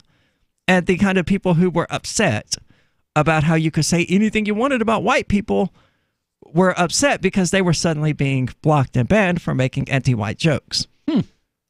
Yeah, shoes on the other foot. How does it feel? We decided that the overlap between white nationalism, white separatism, and white supremacy is so extensive that we can't really make a meaningful distinction between them. Brian Fishman, Policy Director of Counterterrorism at Facebook, told Motherboard. And that's because the language and the rhetoric that is used and the ideology that it represents overlaps to a degree that it is not a meaningful distinction. And this has absolutely nothing to do with what just happened in New Zealand. We promise, like totes for real, and we are totally not doing this simply because of all of the demands that we do something about it. We're totally not reversing our policy to appease people who are upset that we have allowed white nationalism, white supremacy, and white separatism to fester on our website for years. We promise. This is the Call to Freedom. Don't go anywhere. We're going to get back into Mark Zuckerberg here in a moment. What do you shop for that you could otherwise buy at Amazon? Pretty much everything, right? Amazon has competitive pricing and they deliver, and that's a big plus. If you could plan ahead in your shopping, would you be interested in saving up to 33%? There's a catch. You have to do your shopping in Bitcoin. But imagine those savings. It's like a huge raise. All you have to do is go to saveitpurse.com. We've saved thousands, and you can too. Plan ahead and save. Saveitpurse.com. Is spreading the message of liberty, cryptocurrency, and peace around the globe worth $2 per month to you? As you may already know, in addition to our internet feed, LRN.FM broadcasts on free-to-air satellite across North and Central America, as well as Sub-Saharan Africa. And we've been available on satellite for free 24/7 since 2010. The LRN.FM free-to-air satellite signal is reaching some of the most oppressive regimes in the world, and there's no doubt our ideas are making an impact. You can learn more about the channel's impact by watching the 3-minute video at fund.lrn.fm. If you'd like to help free minds globally with our ideas of liberty, cryptocurrency, and peace, you can donate as little as $2 per month via fund.lrn.fm. You can help us continue and expand our satellite broadcast to multiple continents. Visit fund.lrn.fm today, and thank you for your help. Don't forget to share the link on social media. That's fund.lrn.fm. The LRN.FM social media channels have been revamped. We've eliminated Facebook and focused on other platforms like Twitter and Mastodon, the decentralized alternative to Twitter. On our accounts, you'll find posts from multiple LRN.FM show hosts together in one place. Follow us on Twitter at twitter.lrn.fm, or better yet, move to the decentralized Mastodon social media platform at toot.lrn.fm, toot.lrn.fm. I think you'll like it. Looking for a great real estate investment? Consider New Hampshire, which is ground zero for the Liberty Movement. Your first call should be to Mark Worden from Porcupine Real Estate. He's more than just a real estate agent. He's your New Hampshire concierge. Where are the best places to live? Do you want farm, city, the burbs, or forest? Do you want a duplex or multifamily building so that renters pay your mortgage? There are homes in all price ranges in New Hampshire, and Mark can help with financing too. Invest in liberty and property. Mark Worden can help. PorcupineRealestate.com. Imagine someone in your community getting in their car, turning on the radio, and hearing the Liberty Radio Network. You can make that vision a reality with your own micro radio station. Visit broadcast.lrn.fm to learn how you can put our programs on the air in your area. You can have LRN.FM running around the clock, and you can even add in your own local shows. Building a radio station is simple, but programming isn't. That's where LRN.FM comes in. Learn more at broadcast.lrn.fm. That's broadcast.lrn.fm. Sources close to area man Michael Huesmer confirmed this week the unmotivated 29-year-old loser continues to waste his time living a contented life in his hometown near his closest friends and family members and has no intention of leaving. Former classmates told reporters the directionless bum has no ambition to leave his close-knit community for an expensive and stressful life in a big city and is apparently satisfied with remaining a pitiful nobody for the remainder of his unassuming existence. While most of us with dreams got ourselves dingy apartments and soul-crushing jobs in the city years ago, Michael just stayed behind, happy to live his humdrum existence of regular contact with his parents in a town of people who express genuine appreciation for his presence. Honestly, it's pathetic. In the time it took you to watch this video, you could have read one of Shakespeare's sonnets, listened to an etude by Chopin, or taken in one of the masterworks from the golden age of Dutch painting. The Onion applauds your excellent taste. For more, keep checking theonion.com. This is the Onion News Network. Some of our live shows are streamed in HD on Twitch. Please follow and share at twitch.lrn.fm. That's twitch.lrn.fm.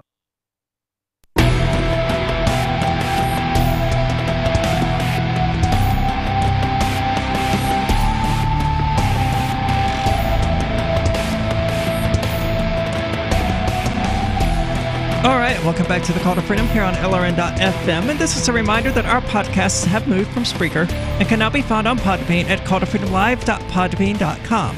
The podcast can also be found on Google Play Music and Spotify by searching for The Call to Freedom. The archive at Spreaker is no longer being updated, so to stay recent on the show, you'll need to go to calltofreedomlive.podbean.com or use the RSS feed at calltofreedomlive.podbean.com/feed.xml. There's no way to shorten that one. Sorry. But we're going now to Rev, who is calling in about the Jew thing that I mentioned a moment ago. Now, for those who weren't... No. Here we go. But for those who were listening, or who weren't listening, or who tuned out, or whatever, or for those just joining us, welcome. I said during the last segment that there was some question about what constitutes white, and we asked it last week by, asking the question of whether or not Jews were considered white.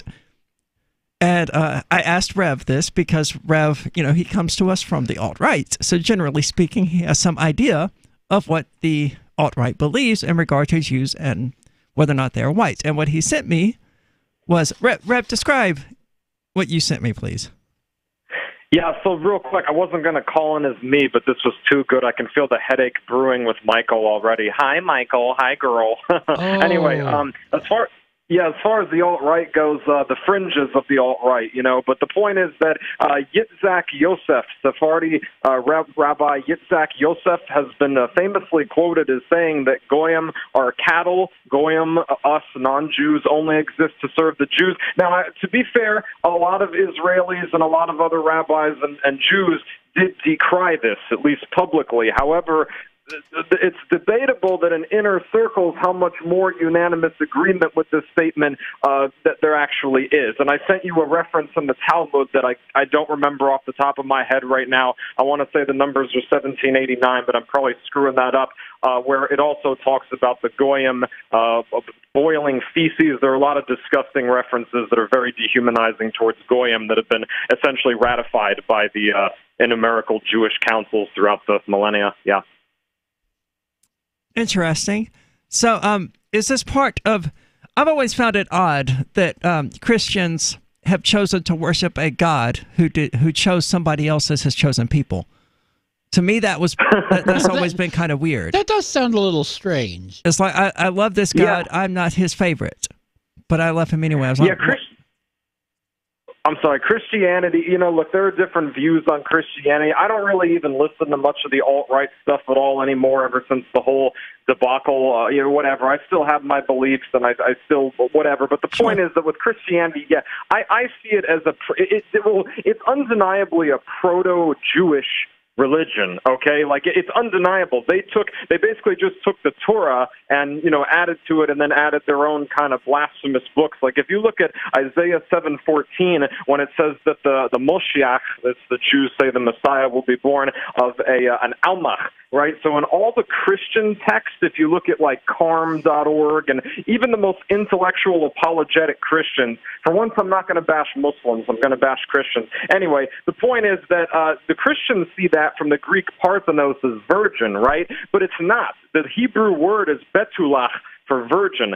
Almach is young woman, and you can point them to Solomon in Proverbs talking about how an almach is a young man's ruin and leaves no trail of destruction in her wake like a ship through the sea. So the whole Christian faith is just a proto-Jewish mix of nonsense mixed with paganism.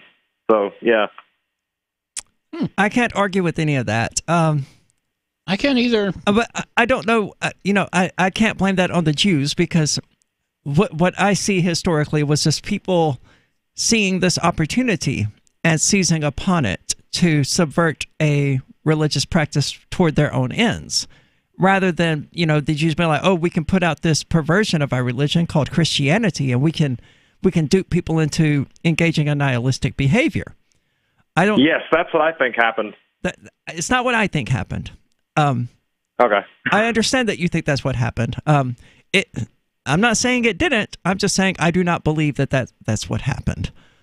I believe that Christianity is a nihilistic religion, whether it meant to be or not. I mean, there's certainly a lot of good for humanity in the teachings of love your neighbor, do unto others as you would have them do unto you, and all of these other things, most of which didn't actually originate with Christianity. But, I mean, it doesn't matter where the genesis of the idea ultimately lies. A lot of it is really good. But it's it's better to be timid than it is to be strong. We should love the weak and hate the strong thing. I'm not sure about that one. It was absolutely core to Christianity. No, I'm sure that's. I'm not sure that's a good idea. No, it's a terrible idea. We see it manifesting today here in the West with this entire society that is built on these inverted principles of praising weakness and hating strength. And that's why the victimhood culture exists, because a victim, by definition, is a weak person who was abused by a strong person. So it scratches all their little nihilistic needs to be presented with a victim, or to use microaggressions and things like that to convince them that they themselves are victims. Well, real quick, I know you got to get off here and move on soon, but I just wanted to say to that, and all the contradictions, like you just said, blessed are the meek, they shall inherit the earth, like Christ said. And then you can find Deuteronomy 20:17, where the Israelites are commanded to wipe out the Moabites, the Hittites, the Canaanites. So Numbers is full of like turning women to sex slaves and, killing them, all this stuff. So it's complete. Even in the New Testament, the Matthew 5:35, cut off your right hand if it causes you to sin. So it's all just a big, stupid cognitive dissonance exercise. And it's like I say the three big buttholes in religion are Judaism, Christianity, Islam, for sure. Those three things are the most destructive thing in my view. Like, Christianity did help white people for a long time in the ancient days, but they could have just as easily embraced some kind of like universal white paganism, like a universal version of Wotanism or Odinism, whatever. And the last thing I want to say real quick is about the Jews with the whiteness. And thanks for letting me talk. I didn't expect to call in like this, but so Jews are not technically white. Jews have largely become white through means of interbreeding with Gentiles, with Goyim, with Europeans, but their origins, as I was telling you, are Semitic in nature. So they are the cousins of the Arabs and so forth. Okay, so my question would be, at what point at what percentage of white ancestry do they have to have in order to qualify as white? I will accept the reasoning that a 100% Jewish person who can trace their heritage all the way back to King David or whatever, and who has never had any sort of other ethnicity in their bloodline, I will accept, okay, that person is just simply Jewish, right? But that's not going to be the case with like anybody, any real person. So at what percentage would they qualify as white versus Jewish? Well, I suppose eventually, I mean, see, this is the thing, is that is race always 100% a totally clear-cut thing for every individual? Not necessarily, but it kind of goes back to that group thing, right? People who originated in Europe, so whether it's a dark-skinned Sicilian, like I am in the sun, or whether it's a, bleach white Nordic, we both have common ancestry in Europe. Where exactly that cuts off, but to answer you really quickly, Han, with the Jews, yeah, a lot. I would not doubt that a lot of Jews walking around the planet today, at least in this country, are mostly, almost entirely in some cases, white. However, they still retain those names, Berg, Steen, and when it's convenient for them, they'll play white. But when they're victimized, oh, my Shoah, and they don't talk about the Holodomor, oh, it's back to L'chaim. So, yes, they have this almost, I'm trying not to be too hateful, because I've dated some Jews. I've known some good Jews. Not all of them are scum. It's the ones at the top that... Okay, hold on. That phenomenon is also not unique to Jews at all. We see it in all of these collectivist cultures.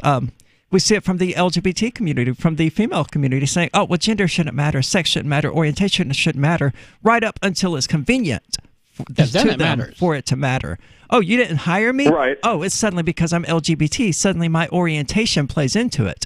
Or I don't make as much money as this male employee. It's not because he's better qualified. It's because I'm a female. Suddenly sex matters to them. So I'm not particularly, and it happens on the right as well, with Chris Cantwell going out of Charlottesville to cause a stir and then get in trouble and then go, oh, well, it's because I'm white. Essentially, that's not exactly what he said. Well, I'm not trying to put words in his mouth, but yeah, he did play an identity card. I'll let you move on here because I appreciate you taking my call. But all I want to say to that is, yes, there's garbage in every group. But if you look into the Jews, if you look at Davidovich, Bronstein, a.k.a. Trotsky, all these pieces of garbage behind the Bolshevik Revolution, you'll see that Jews are much more likely to be pieces of garbage that divide nations than other people. That's all I want to say. All right. Well, thank you for that, Rev. I don't agree. I think that individuals should be treated as individuals, even when they attempt to spread ideas that I don't like. Well, this is the Call to Freedom, and we'll be back in just a moment. Since time began, tyrants have taken aim at personal liberties. Now there's a movie that aims back. The government has no more right to tell us what to put in our bodies than they have to take our guns or tell us what books we can read. 6 drug police were eaten by bears while raiding a marijuana farm. On your knees, you dirty hippies! Jesus. On your knees! What's the problem, officer? Today, many cops who enforce pot laws do so only because it provides them with cushy jobs, good benefits, and a chance to push people around. I was an undercover narcotics officer. The drug war is nothing but a farce. The Second Amendment says you got to keep you and your gat intact. Guns and Weed, The Road to Freedom. A film by Michael W. Dean and Nima Vadadi. DVD available now at gunsandweed.com or on Amazon. That's gunsandweed.com. Makes the perfect gift. Remember, that's gunsandweed.com. Did you know we've taken our LRN.FM telephone listen line to a new level with the LRN.FM audio on demand line? Now you can call 712-770-8447 anytime and listen to LRN.FM's live feed. And you can listen to a bunch of our original shows on demand. Long distance fees may apply. Just dial 712-770-8447 and choose from the menu. 712-770-8447. Are you tired of governments murdering people around the world? Stop using their money. There is an alternative. Bitcoin is a stateless, free market, non-political currency. Bitcoin cannot be inflated or controlled by any government. By using their money, you are helping the state. Stop doing it. You have an incredible alternative available now. Learn it, use it, spread it. Get started with Bitcoin at Bitcoin.com. That's Bitcoin.com. More of the Call to Freedom is coming up next, live after the news on the Liberty Radio Network at LRN.FM. This is the Liberty Beat, your daily source for liberty news and activist updates. Produced in partnership with SNLS News and listeners like you. Online at libertybeat.news and snls.news. I'm Mick Murrow with your latest edition of the Liberty Beat. Gold is trading at $1,316. Silver is trading at $15.37, and Bitcoin is trading around $4,009. Today's prices are brought to you by InnoScale. Take off with Managed Cloud. Looking for a safe, secure way to store your important files online? Then let InnoScale handle it for you. Their high availability cloud servers are the perfect solution for clients needing one or more secure, scalable servers with built-in hardware failover protection. For details, see them online at InnoScale.net. In the news, a new report from Amnesty International reveals that U.S. airstrikes from aircraft and drones have increased in Somalia, resulting in the deaths of at least 14 civilians.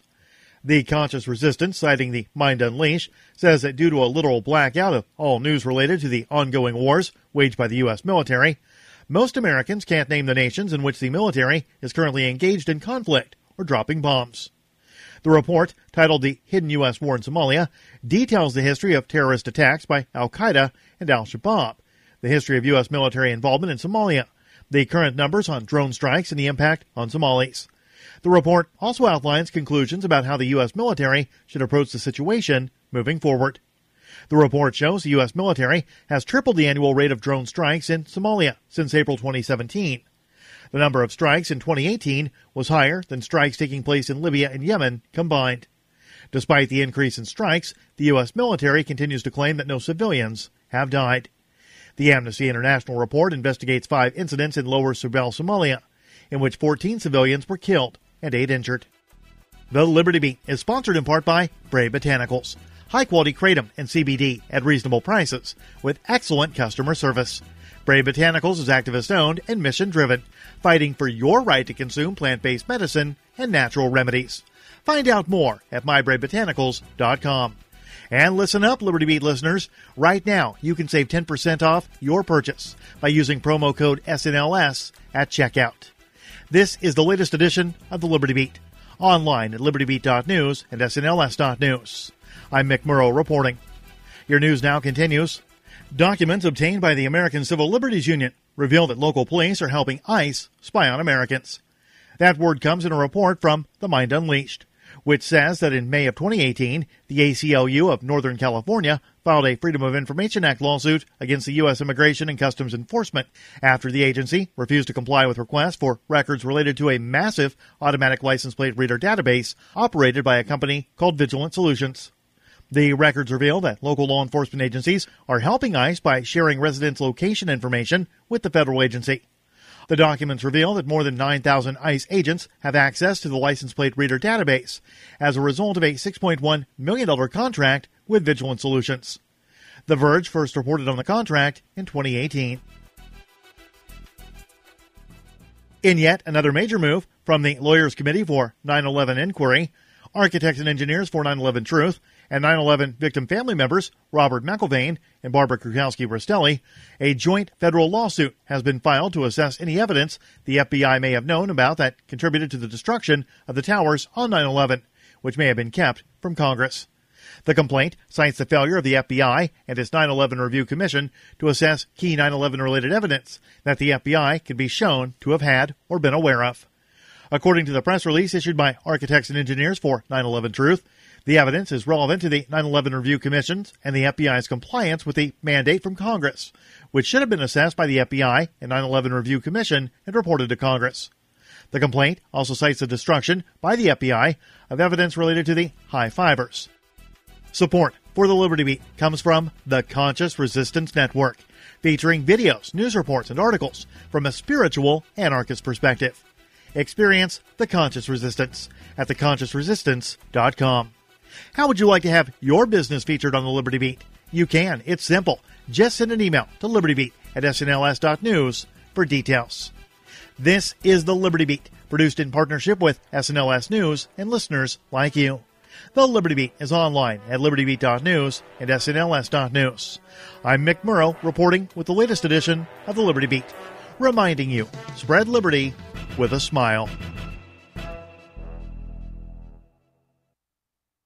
Geneticists gathered at a conference this week to debate the ethics of cloning human beings and compelling them to fight to the death in a rock-filled pit for our amusement. Experts at the conference reportedly discussed questions key to the scientific field, such as the morality of arming hundreds of clones with maces and pitting them against each other on a small platform surrounded by molten lava. Cloning humans and goading them into viciously battling certainly raises ethical questions. It's important that we consider this topic with an open mind. Whether or not we should be stranding clones on a desert island, assigning them weapons by a lottery system, and making them murder one another tournament style remains a matter up for debate. And in this week's local news, a man is wearing a low-cut swimsuit as though a public pool is some kind of sun-kissed Sardinian cove. In other news, China's veteran reporters blast the decline of traditional state-run journalism. A new study finds human hearing is most acute when listening to arguing parents from the top of the stairs. And fireflies almost managed to salvage a local man's shitty day. This is the Onion News Network.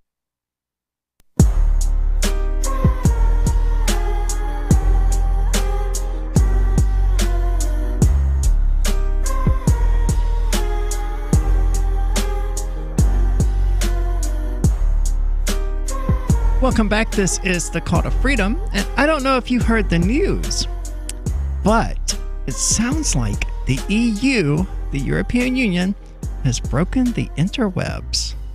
At least, yeah. That's what capx.co is saying in regard to the European Union's copyright directive that is, according to them, going to create two internets.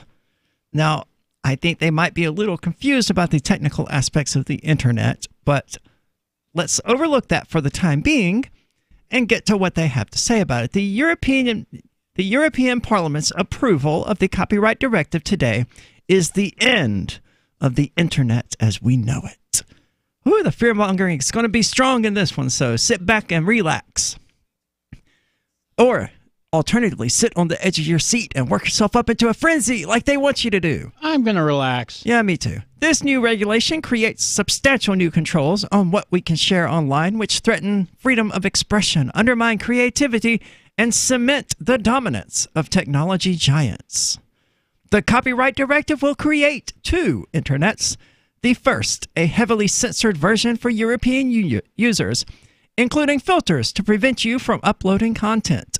The second, a free internet where creativity is encouraged for everyone else. You know, but before we go on, it's kind of starting to get there already. Chris, who's our Tuesday night host, was telling us about how he was in the EU and he tried to go to all kinds of websites and they wouldn't let him on the website because he was coming from the EU. Yeah, I mean, we're going to see a lot more of that. There are already there are well more than two internets if he's going to count them in the way that he seems to be counting them. I would say there are two World Wide Webs, I suppose. But there's the one created by the Great Wall of China. There's the one created by the European Union, and there are the ones created here in the United States by our own copyright BS. The only free internet that you can find anywhere is going to be on Tor, on the dark web. Yeah, pretty much. Where you can upload any freaking thing you want, whether the copyright legally belongs to you or not. That is where creativity is encouraged and can be unleashed, as well as the darkest aspects of humanity that you would rather not be unleashed. The directive represents everything that's wrong with the EU's policymaking process. It was written at a substantial distance from Europeans, heavily influenced by lobbyists and national compromises. There is a serious lack of accountability. The opposition to the directive was substantial, but it didn't seem to matter. Over 200 intellectual property academics have warned that the directive serves narrow sectional interests.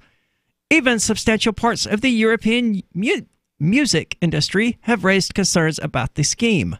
The Change.org petition opposing the directive has reached over 5.1 million signatures, the most in the website's history, and probably 1% of which are actually from the European Union. I don't know. I wasn't there. I wasn't either. But I do know that it really doesn't matter. Change.org petitions are so useless. Yeah, well, you can, it tells you how many people signed a petition, but yeah, okay, not much beyond that. So 5 million out of 7 billion humans are against this thing. It's not exactly staggering numbers. Last week, while some Brits were marching to stay in the EU, thousands of Europeans took to the street in Save the Internet marches. There are two particularly concerning sections of the law.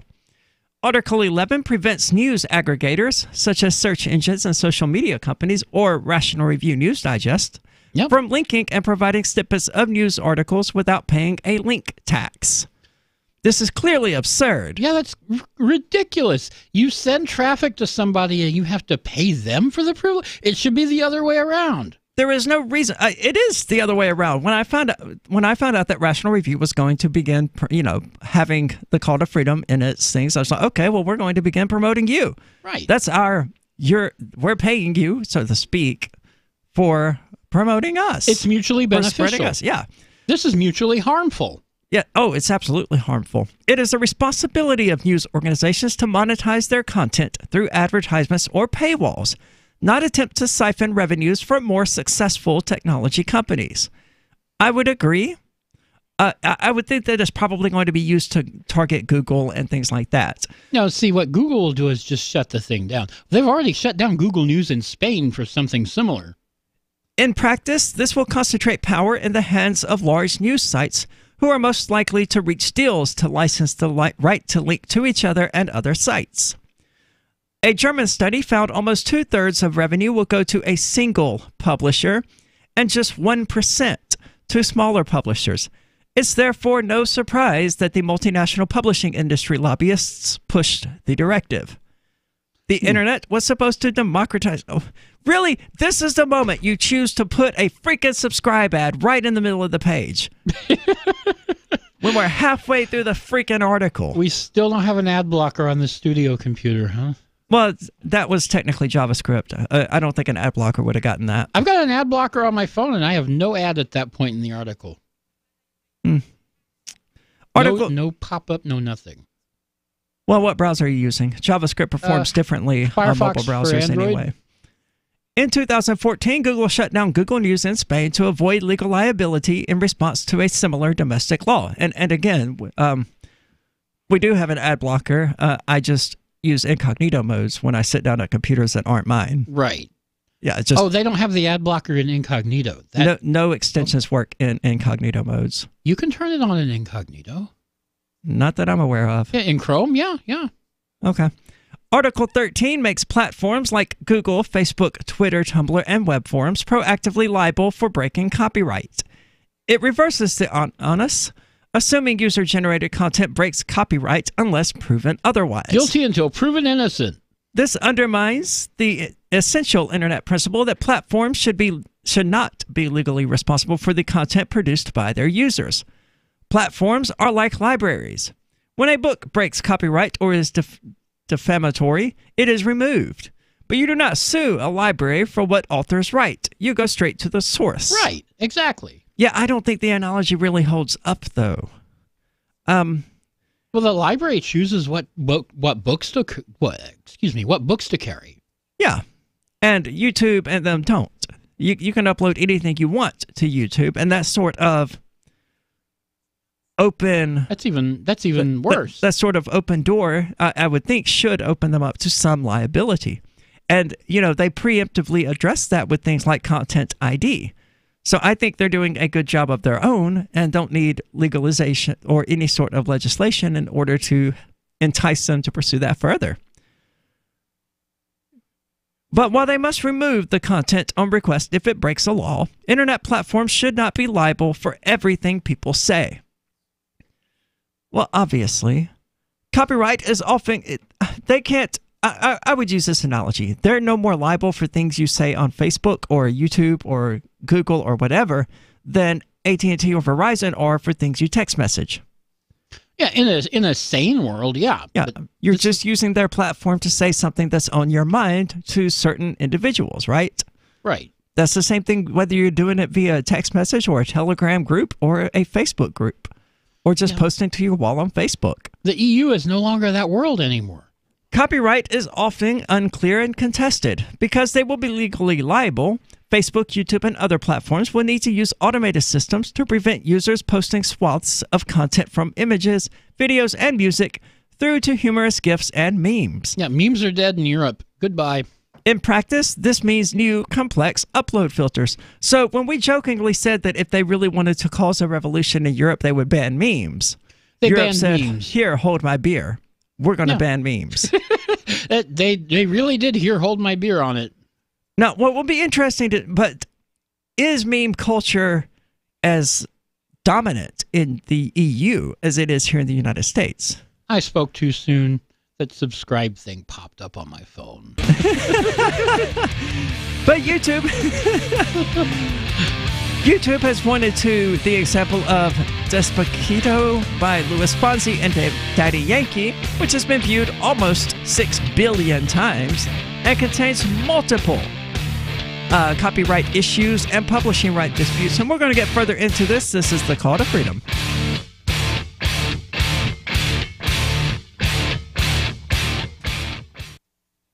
So you've signed the Shire Society Declaration and are planning your move to New Hampshire to be around more liberty-oriented people. Next, sign up for the Shire Society Forum at forum.shiresociety.com. There are a bunch of people there who are already in the Shire, and they want to meet you. If you're already in the Shire physically, you should also come by the forums. Remember, not everyone uses Facebook. New people are signing up for the Shire Society Forum every month, so drop in and say hello at forum.shiresociety.com.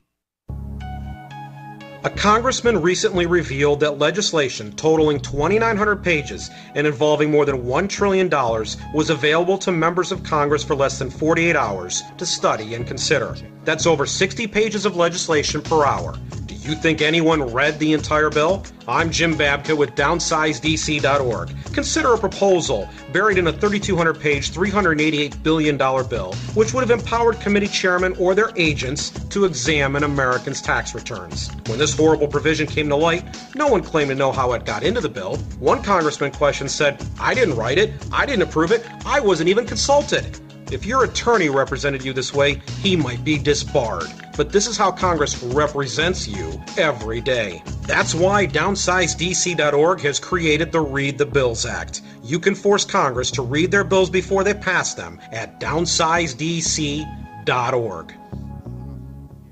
Some of you asked, and now we've delivered. LRN.FM's live Keene, New Hampshire studio shows are now streamed in HD on Twitch. Visit our channel at twitch.lrn.fm and give it a follow. If you have Amazon Prime, you get one free subscription on Twitch. If you use it on our channel, Twitch will give LRN.FM a monthly piece of your Prime subscription cost. So please watch, follow, share, and subscribe to twitch.lrn.fm. That's twitch.lrn.fm.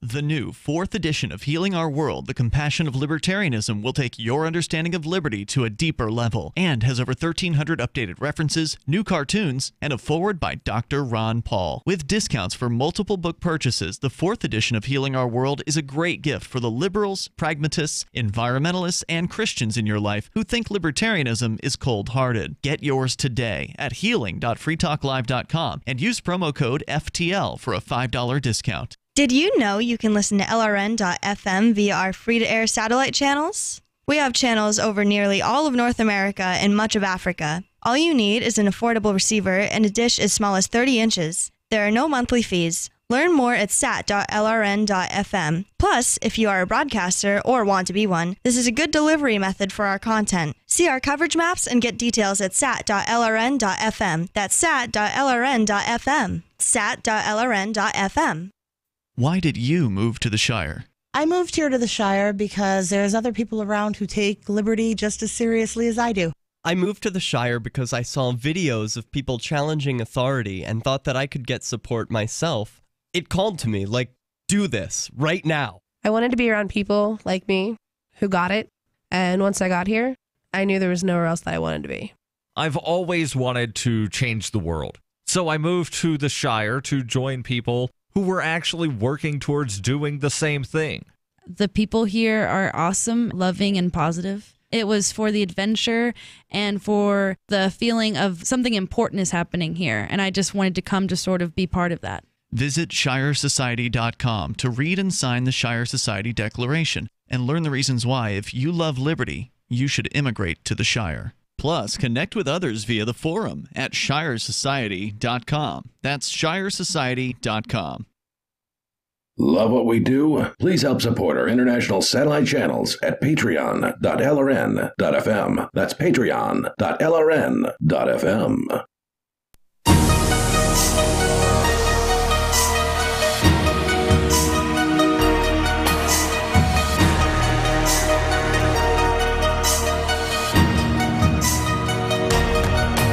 Welcome back. This is the Call to Freedom. As always, you're invited to give us a call at 603-283-6160. Again, that's 603-283-6160. Or if you prefer clearer quality, you can use the Discord call-in lines, which you can find at discord.lrn.fm.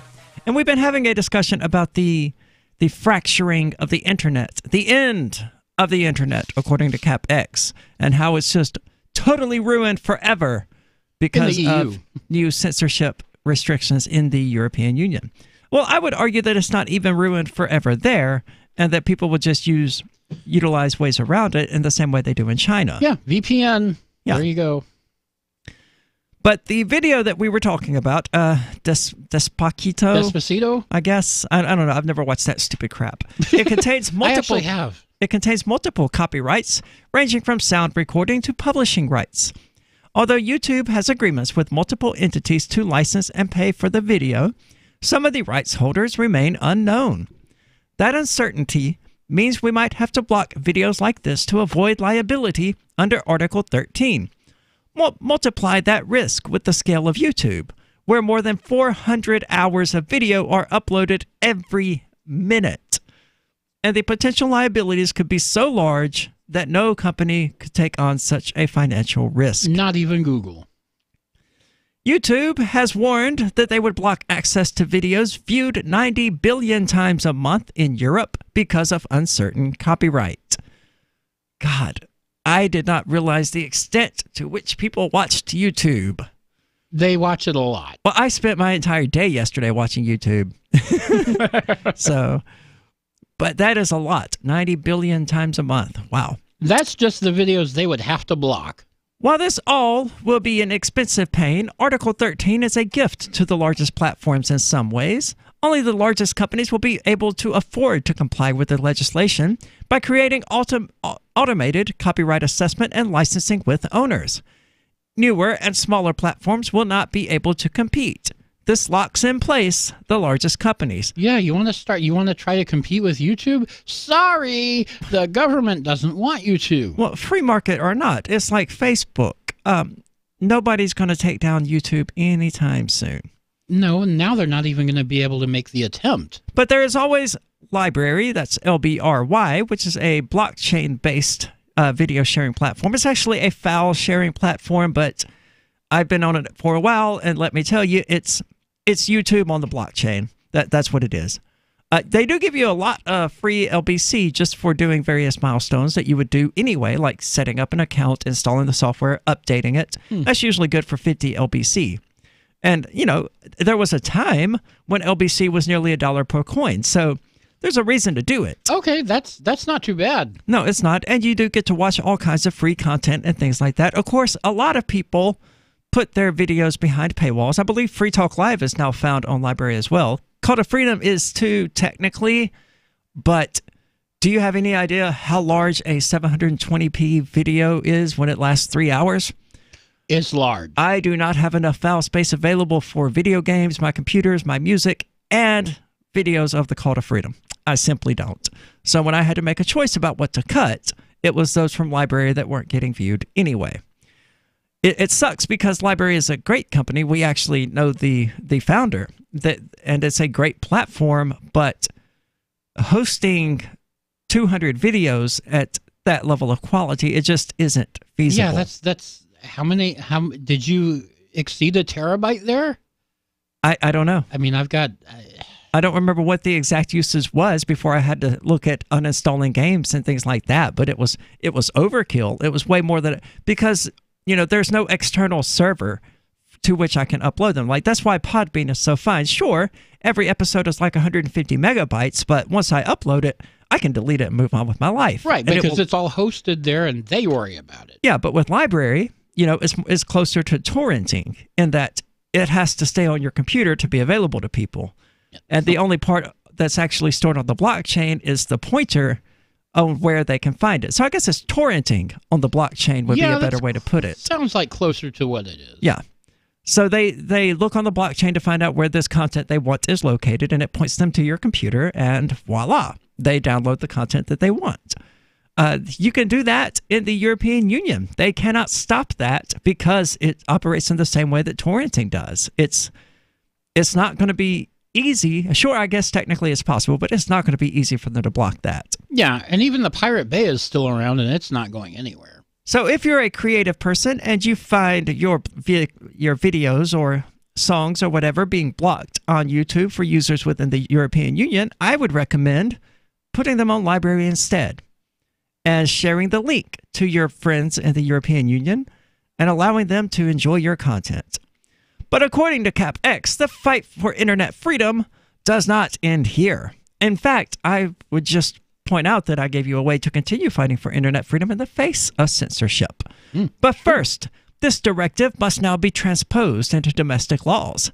If Britain leaves the EU without a deal, there is no reason the controversial law should be adopted uncritically or without a proper domestic debate. If taking back control means anything, it must mean the ability to diverge from this sort of ridiculous EU overstep. Though notably, this will also mean fighting back against British creative industry, which supported the directive.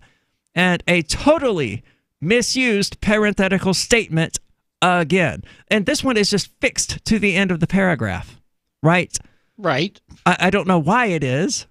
It would have been totally easy to fix this and to do it properly, but they did it once again.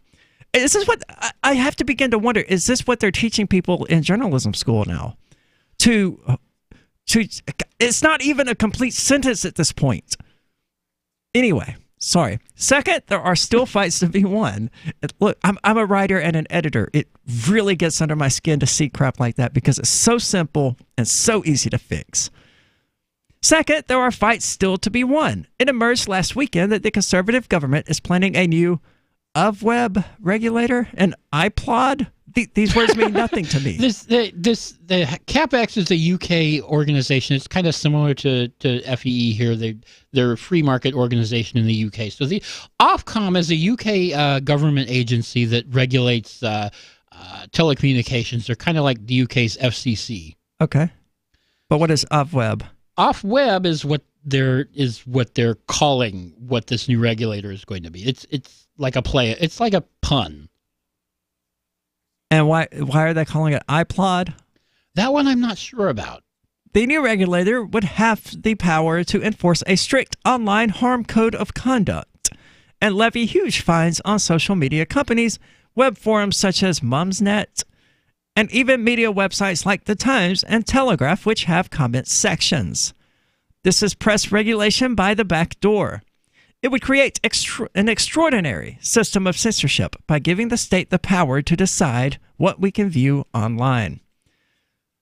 Certainly, but again, they can't really dictate that. All they can do is send you to the black market. All they can do is send you to Tor, send you to LBRY, send you to torrents. That's where people will go if they know to go there. Yeah. So, a lot of people don't. Spread that information. I wonder if we're going to be blocked in the European Union because the copyright question on this song that's playing right here is a bit murky because it's a remix made by a fan, but it's a remix of a Perfect Circle's music. And we actually have permission from a Perfect Circle, the band, to use their music. So it's all murky. This is the Call to Freedom. So the protection of life, liberty, and property is what the Free State Project is all about. But it's an effort to move 20,000 people who understand. It's about demonstrating to the entire country that, yeah, we can have a free market, a truly free market. Making it just a freer, great place to live. It's the world's largest voluntarist libertarian community, and it's only getting bigger. That's amazing, to be able to move to a place where other people passionately believe in being free and independent. What the Free State Project is managing to do, though, is to put their money where their mouth is. It's physically getting up across the country and saying, let's go someplace and let's demonstrate the power of these ideas. There's a lot of kind of philosophy that surrounds liberty. There's a lot of thinking about it and talking about it. But here in New Hampshire, people are doing it. 101 Reasons Liberty Lives in New Hampshire, a documentary by Free State Project Early Movers. Watch it free at 101reasonsfilm.com. 101reasonsfilm.com. Cell 411 is a free app for Android and iOS that replaces government-controlled 911. Cell 411 allows you to preset a group of friends or private organizations to show up at any emergency. Cell 411 is a nightmare for the state because it proves their so-called services aren't needed. Cell 411 has had thousands of installs, and of course it's covered by the BIPCOT no government license. Cell 411 because your friends won't shoot you when you're in trouble. Without the government, who would build the emergency services? You and Cell 411. Get it today at getcell411.com. There is no such thing as attention span, according to Jerry Seinfeld, who figures that people have an infinite attention span if you are entertaining them.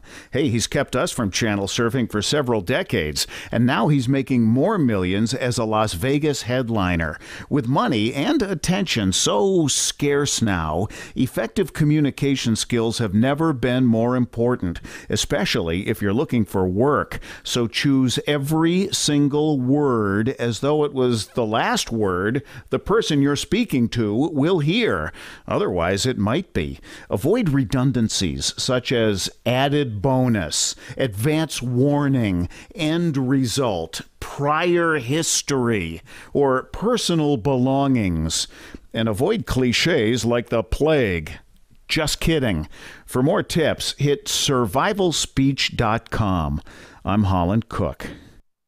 Now that you've found the Liberty Radio Network at LRN.FM, you may want to help expose others to our great programs. To assist you in doing so, you'll find resources at promote.lrn.fm, including details on how to get a free bumper sticker, quarter-page flyers you can print out and distribute, banners for your website, as well as files that will allow you to make your own custom banners and graphics. Visit promote.lrn.fm and help bring new listeners to the Liberty Radio Network. That's promote.lrn.fm. Free Talk Live. I'm not interested in supporting the killing of people around the world, and I'm not interested in supporting the imprisoning of people within this country, so that should make it pretty clear what my position is. What's yours, Frankie? Kind of have an inclination that from what's going on and, the media, how the media plays into it, and how they're popping up with different areas in the world, like Somalia. Who's popping up with different areas of the world? Do you watch the news? You watch the news? Hell no. Who's popping up? You said someone's popping up. They are popping up. Who is they? I'm sorry. You know what it is? I'm thinking that you watch the news like I do. Yeah, I don't watch television. I don't even have television. Do you guys watch the news? No, I read a lot of news, but I don't watch the news. The problem is, Frankie, if we can't communicate, we can't have a conversation. Free Talk Live, 7 nights a week from 7 to 10 Eastern, live on the Liberty Radio Network at LRN.FM. Now you can follow LRN.FM on the decentralized Mastodon social media platform at toot.lrn.fm, toot.lrn.fm.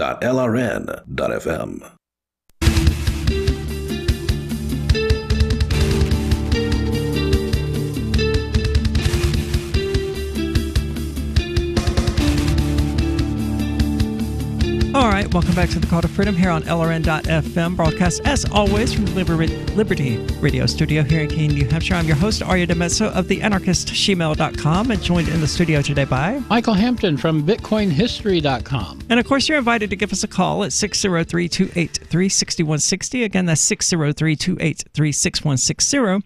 And we've been discussing the European Union and their recent copyright insanity, or their recent censorship of the internet on the basis of copyright violation. And what I find most interesting about this is they're not even trying to present it as any sort of, this is for the good of their children, because there's plenty of that they could use, right? Right. YouTube has been busting child sex rings, or I don't know what they're calling it, or how it's even going down. The pedophile rings? Yeah, I don't know what's going on there. I just know they've been doing it. YouTube has been going after them, but it would certainly give the European Union a completely valid excuse in the eyes of the average person to be like, look, we have to do something about these YouTube videos because we have to protect the children from the pedophiles, and the pedophiles are out there, and we have to do this for that. That would be more in line with what I would expect, but they're not even doing that. They're just going, nope, it's because we want you to pay. It's all that. It all comes back to that. Sounds like it's all about money. I mean, that's what they're after. It's all about feeding more money to the movie studios and whatnot. Yeah, and thinking further about it, there's absolutely no doubt that if our show were to come to the attention of their censorship filters, we would absolutely be banned from the European Union. Oh, I'm without sure doubt, they would, because so much of our music, all of our music, does have, except for 2 songs. One of the one that opened the show today, and the one that played just now, because I wrote them. Their copyright is 100% certain. Nobody owns it, right? Because I publicized them and gave them to the world, which is what it means to make something public or to publish it. But so much of the music that we use and the video that we played earlier, we don't own the copyrights to any of that. Right. But, I mean, screw them, right? We're not the European Union. Nope. And, I mean, we're not hosting there, and we're not going there. I don't think there is anything they could do if they wanted to shut us down for using copyrighted content or whatever. But that whole thing, it's a conceit. It's a farce. Intellectual property as a whole, it only exists to undermine your actual property rights. That's all it is to it. It's to allow you to buy a DVD from Walmart and to own the DVD, the physical, actual aspect of it, while everything that's on the DVD somehow, technically, belongs to somebody who isn't you. Right, and you are not allowed to play that DVD and watch that movie without the permission of the cartel. Yeah.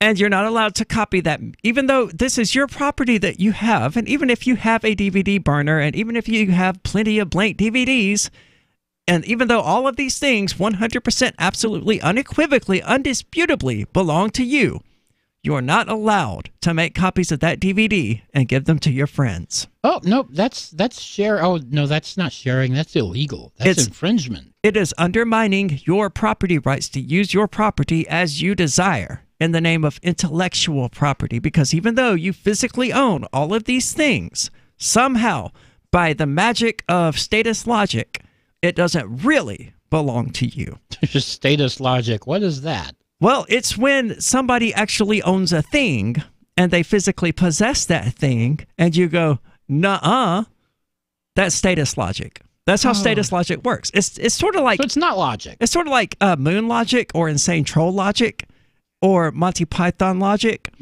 only a bit more stupid and significantly less funny.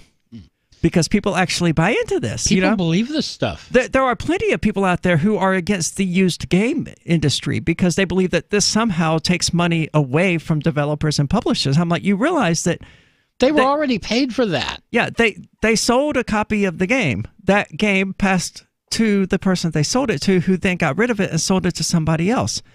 Why were they supposed to get paid a second time for this one copy of the product?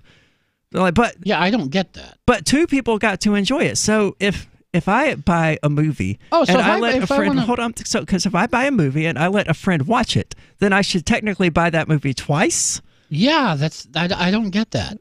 Are we no longer buying movies? We're buying DVD tickets. What is this madness? That's the kind of logic that you really is behind this. Are you crazy? They have to be crazy. Or they just don't understand the implications of the kind of crap they're actually saying. I would believe that. But yeah, I mean, if that's the contention that, having a game and then selling that game to GameStop or even just to a friend or whatever somehow entitles the publisher to be paid twice for that product, then the same logic applies to movies or books or anything. And letting somebody read a book that I'm done with is tantamount to copyright infringement. Yeah, that's ridiculous. Or even making not copyright, because you're not copying it in the case of books and giving games away and things like that.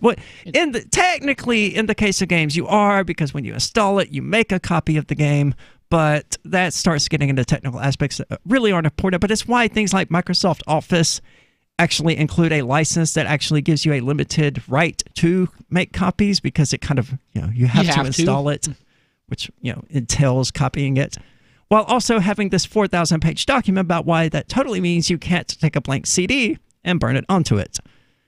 Even though you should be able to, because it's literally yours, because you literally own it and you literally possess it. Of course, Now that's why Microsoft is selling all their stuff by subscription. Yes, it is. And I hate everything about it.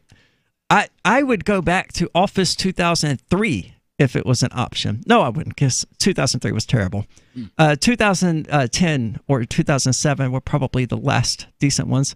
And I still hate those because they replaced these really simple, easy to use text with a bunch of nondescript, undescribable icons. Right, that you can't even tell what they are. Like, I used to know how to create a table with no border. Now I look at it, I go, Google, how do I do this now? Because it's no longer simple. And obvious. Yeah. Of course, the documents, as I understand them, are better because they rely on XML now rather than however they were being stored previously. More or less interoperable. I mean, these days you can, if you're using LibreOffice, you can pretty much open any Microsoft Office document and save it and go back and forth. The same with Google Docs. But you could always do that with 2003 as well. You just had to save it in like rich text format or something like that. You couldn't save it as a .doc. But all of that, you know, they are things that you should be able to do if you physically own something. And they know that and they don't like it. And they do want to be paid twice. The movie companies, they do. The music companies, they absolutely do. Oh yeah, they want you to pay and pay and pay and pay and pay. Yeah, they want to have it set up so that every time you play that DVD, it automatically deducts a specific amount from your debit card. They do want that. That's why they love Amazon streaming, because they do get a cut every time you play that movie. Yeah, that's why we're moving away in the larger scheme from download services and things like that are more permanent, is to create these sort of extremely limited streaming services that only provide you with an instantaneous copy. And you can't keep it. Yeah. So if you want it again, you have to download it, or you have to instantaneously download it again. You have to stream it again. Which allows them to be paid again when... I'm not going to lie to you, Adult Swim is not making any money when I watch the Rick and Morty episodes downloaded to my computer. No, they're not. Because they shouldn't be. Because they're mine now. Because I downloaded them illegally from the Pirate Bay. They are mine. Join the club. And they have absolutely no right whatsoever at this point to get paid for them. They can get paid for the ones I watch on YouTube TV. From the advertisements that I'm still being served on YouTube TV, even though...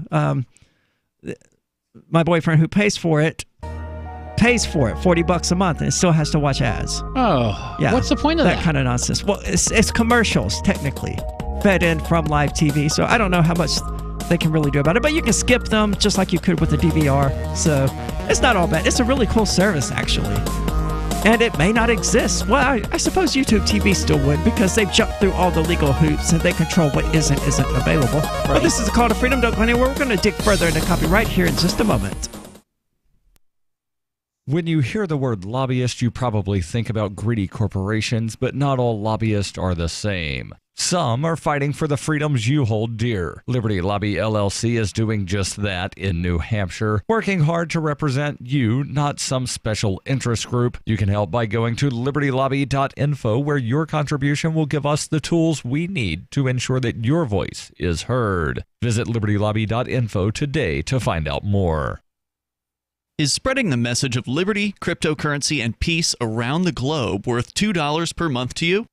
As you may already know, in addition to our internet feed, LRN.FM broadcasts on free-to-air satellite across North and Central America, as well as Sub-Saharan Africa. And we've been available on satellite for free 24/7 since 2010. The LRN.FM free-to-air satellite signal is reaching some of the most oppressive regimes in the world, and there's no doubt our ideas are making an impact. You can learn more about the channel's impact by watching the 3-minute video at fund.lrn.fm. If you'd like to help free minds globally with our ideas of liberty, cryptocurrency, and peace, you can donate as little as $2 per month via fund.lrn.fm.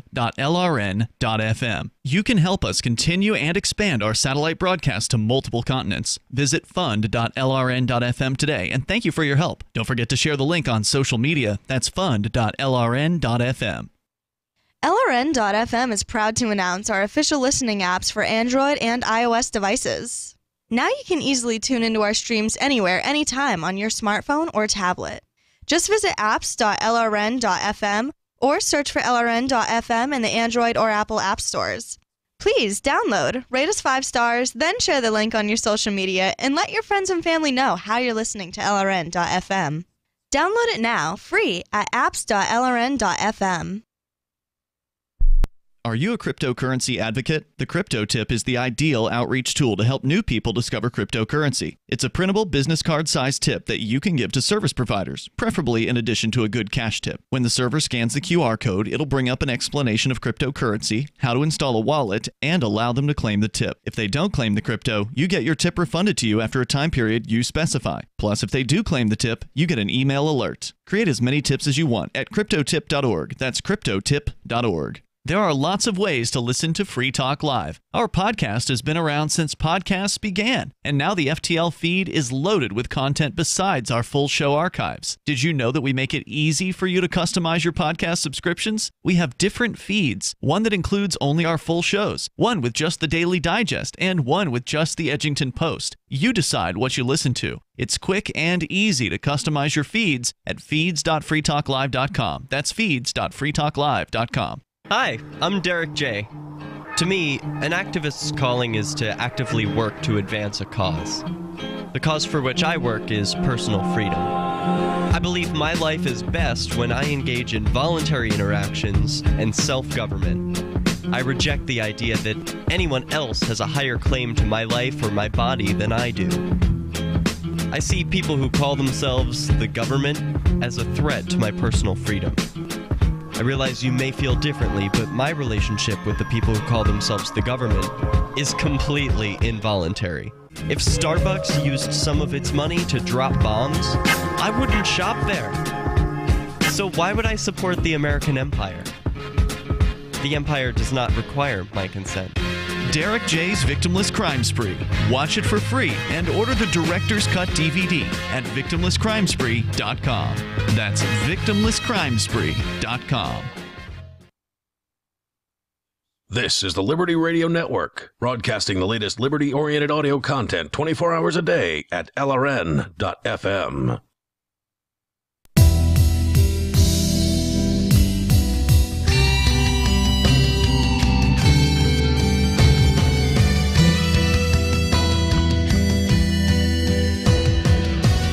Welcome back. This is the Call to Freedom. And maybe you really like the show and would like to know what you can do to help show your support. Well, shares on social media certainly go a long way, but so does cash. And you can do that using our Patreon page at patreon.com/call-to-freedom. If you really like the show and would like to contribute to our efforts here, the money is currently being used to keep our podcast alive at podbean.com. You can find those at calltofreedomlive.podbean.com. Excuse me, I don't have the thing pulled up in front of me because I was distracted by other things. But that's what we actually use the Patreon money for. So, you know, it does go to actually keep the show up and running, which is always great for me to not have to worry about it, although it doesn't cover both the podcast and the website. So one of those two has to be done again in the next few days. And Podbean sent me a stupid email earlier today saying, hey, we tried processing the payment and nothing happened. What's going on? I was like, well, it's not the first dingbats. That's what happened. It's the 27th. Yeah, you idiot screwed up and tried to charge me 4 days early, and I didn't let that happen. That's, you know, why it goes to PayPal instead of to my checking account or something, because PayPal only has money on it when I need it to have money on it. And not just sitting there forever, because that's how you end up, you know. 4 days isn't a huge deal, but we've already paid for this next 4 days of content hosting, so I'm not particularly inclined to do it again, you know? And then what, be billed on the 23rd next month? And then the 22nd? That's how they steal a month from you slowly without you noticing it, right? That's how they get you to pay for a month without actually provide you any service. I'm good on all that, you know? But we discussed during the first segment, Grindr posing a threat to national security, and someone on Twitch wanted us to get back to it, and we never did because there's just so much idiocy to go over today. We've got a whole backlog of idiocy. Oh, we do. I mean, if we weren't here for 2 days, this idiocy piled up. But the big one at the moment, for me anyway, the most amusing one, the best one to end the show with, is how Grindr, the gay hookup app, is a national security threat, according to the U.S. government. Oh, I love this. All because it's owned by a Chinese company that may, in fact, be sold because of this. While no one can say what the CFIUS, the Committee on Foreign Investment in the United States, it sounds so official until you realize that it's just a bunch of lunatics sitting around throwing darts at a wall. Hey, there we go. Yes, the gays are colluding with the Chinese. They figured it out. Oh, yeah, that must be it. Yeah, because, there may be some validity to it. Because the LGBT community overwhelmingly leans to the left. And China is like hardcore totalitarian. And that's what the left wants. Could be. They love them some communism, right? So, it's a match made in heaven. But the U.S. has become increasingly wary of how app developers handle personal data. See, that right there, you've already screwed up, Engadget. The average American should be increasingly wary of how app developers handle personal data. That they are not is the problem here. It's not the Chinese companies, it's not the American companies, it's not the British companies, it's not the Russian companies, it's the American people who are the problem here. I'll go with that. But especially if any of it comes from U.S. military or intelligence personnel. Okay, so solution here is to not let LGBTQ people serve in the military, and you won't have any military people using Grindr. Yeah. I am totally okay. I remain totally okay with Trump's ban on trans people serving in the military. I don't think anyone should be able to serve in the military. Yeah, ban everyone. You just did trans people a favor. You got me out of the draft. Thanks, dude. Yeah. Should I send you a fruit basket today or next week? Come on. Ban all LGBTQ people from serving, and while you're at it, ban everyone except, I can't even finish that because you should just ban everyone. Yeah. Even the lunatics who want to do it. Yeah, I want to get paid to murder me some brown people. Ban them from serving too. Grindr, which claims to be the largest social networking app for LGBTQ people, collects personal information, located data, and messages. Social networking? Well, technically, yeah. Is that what they're calling it these days? Well, they're calling it smashing these days. It's super awkward, and I am not a fan. I must confess, I do not like hearing that. You want to smash? No, I do not. You mean Smash Brothers? Because I got a mean Zelda.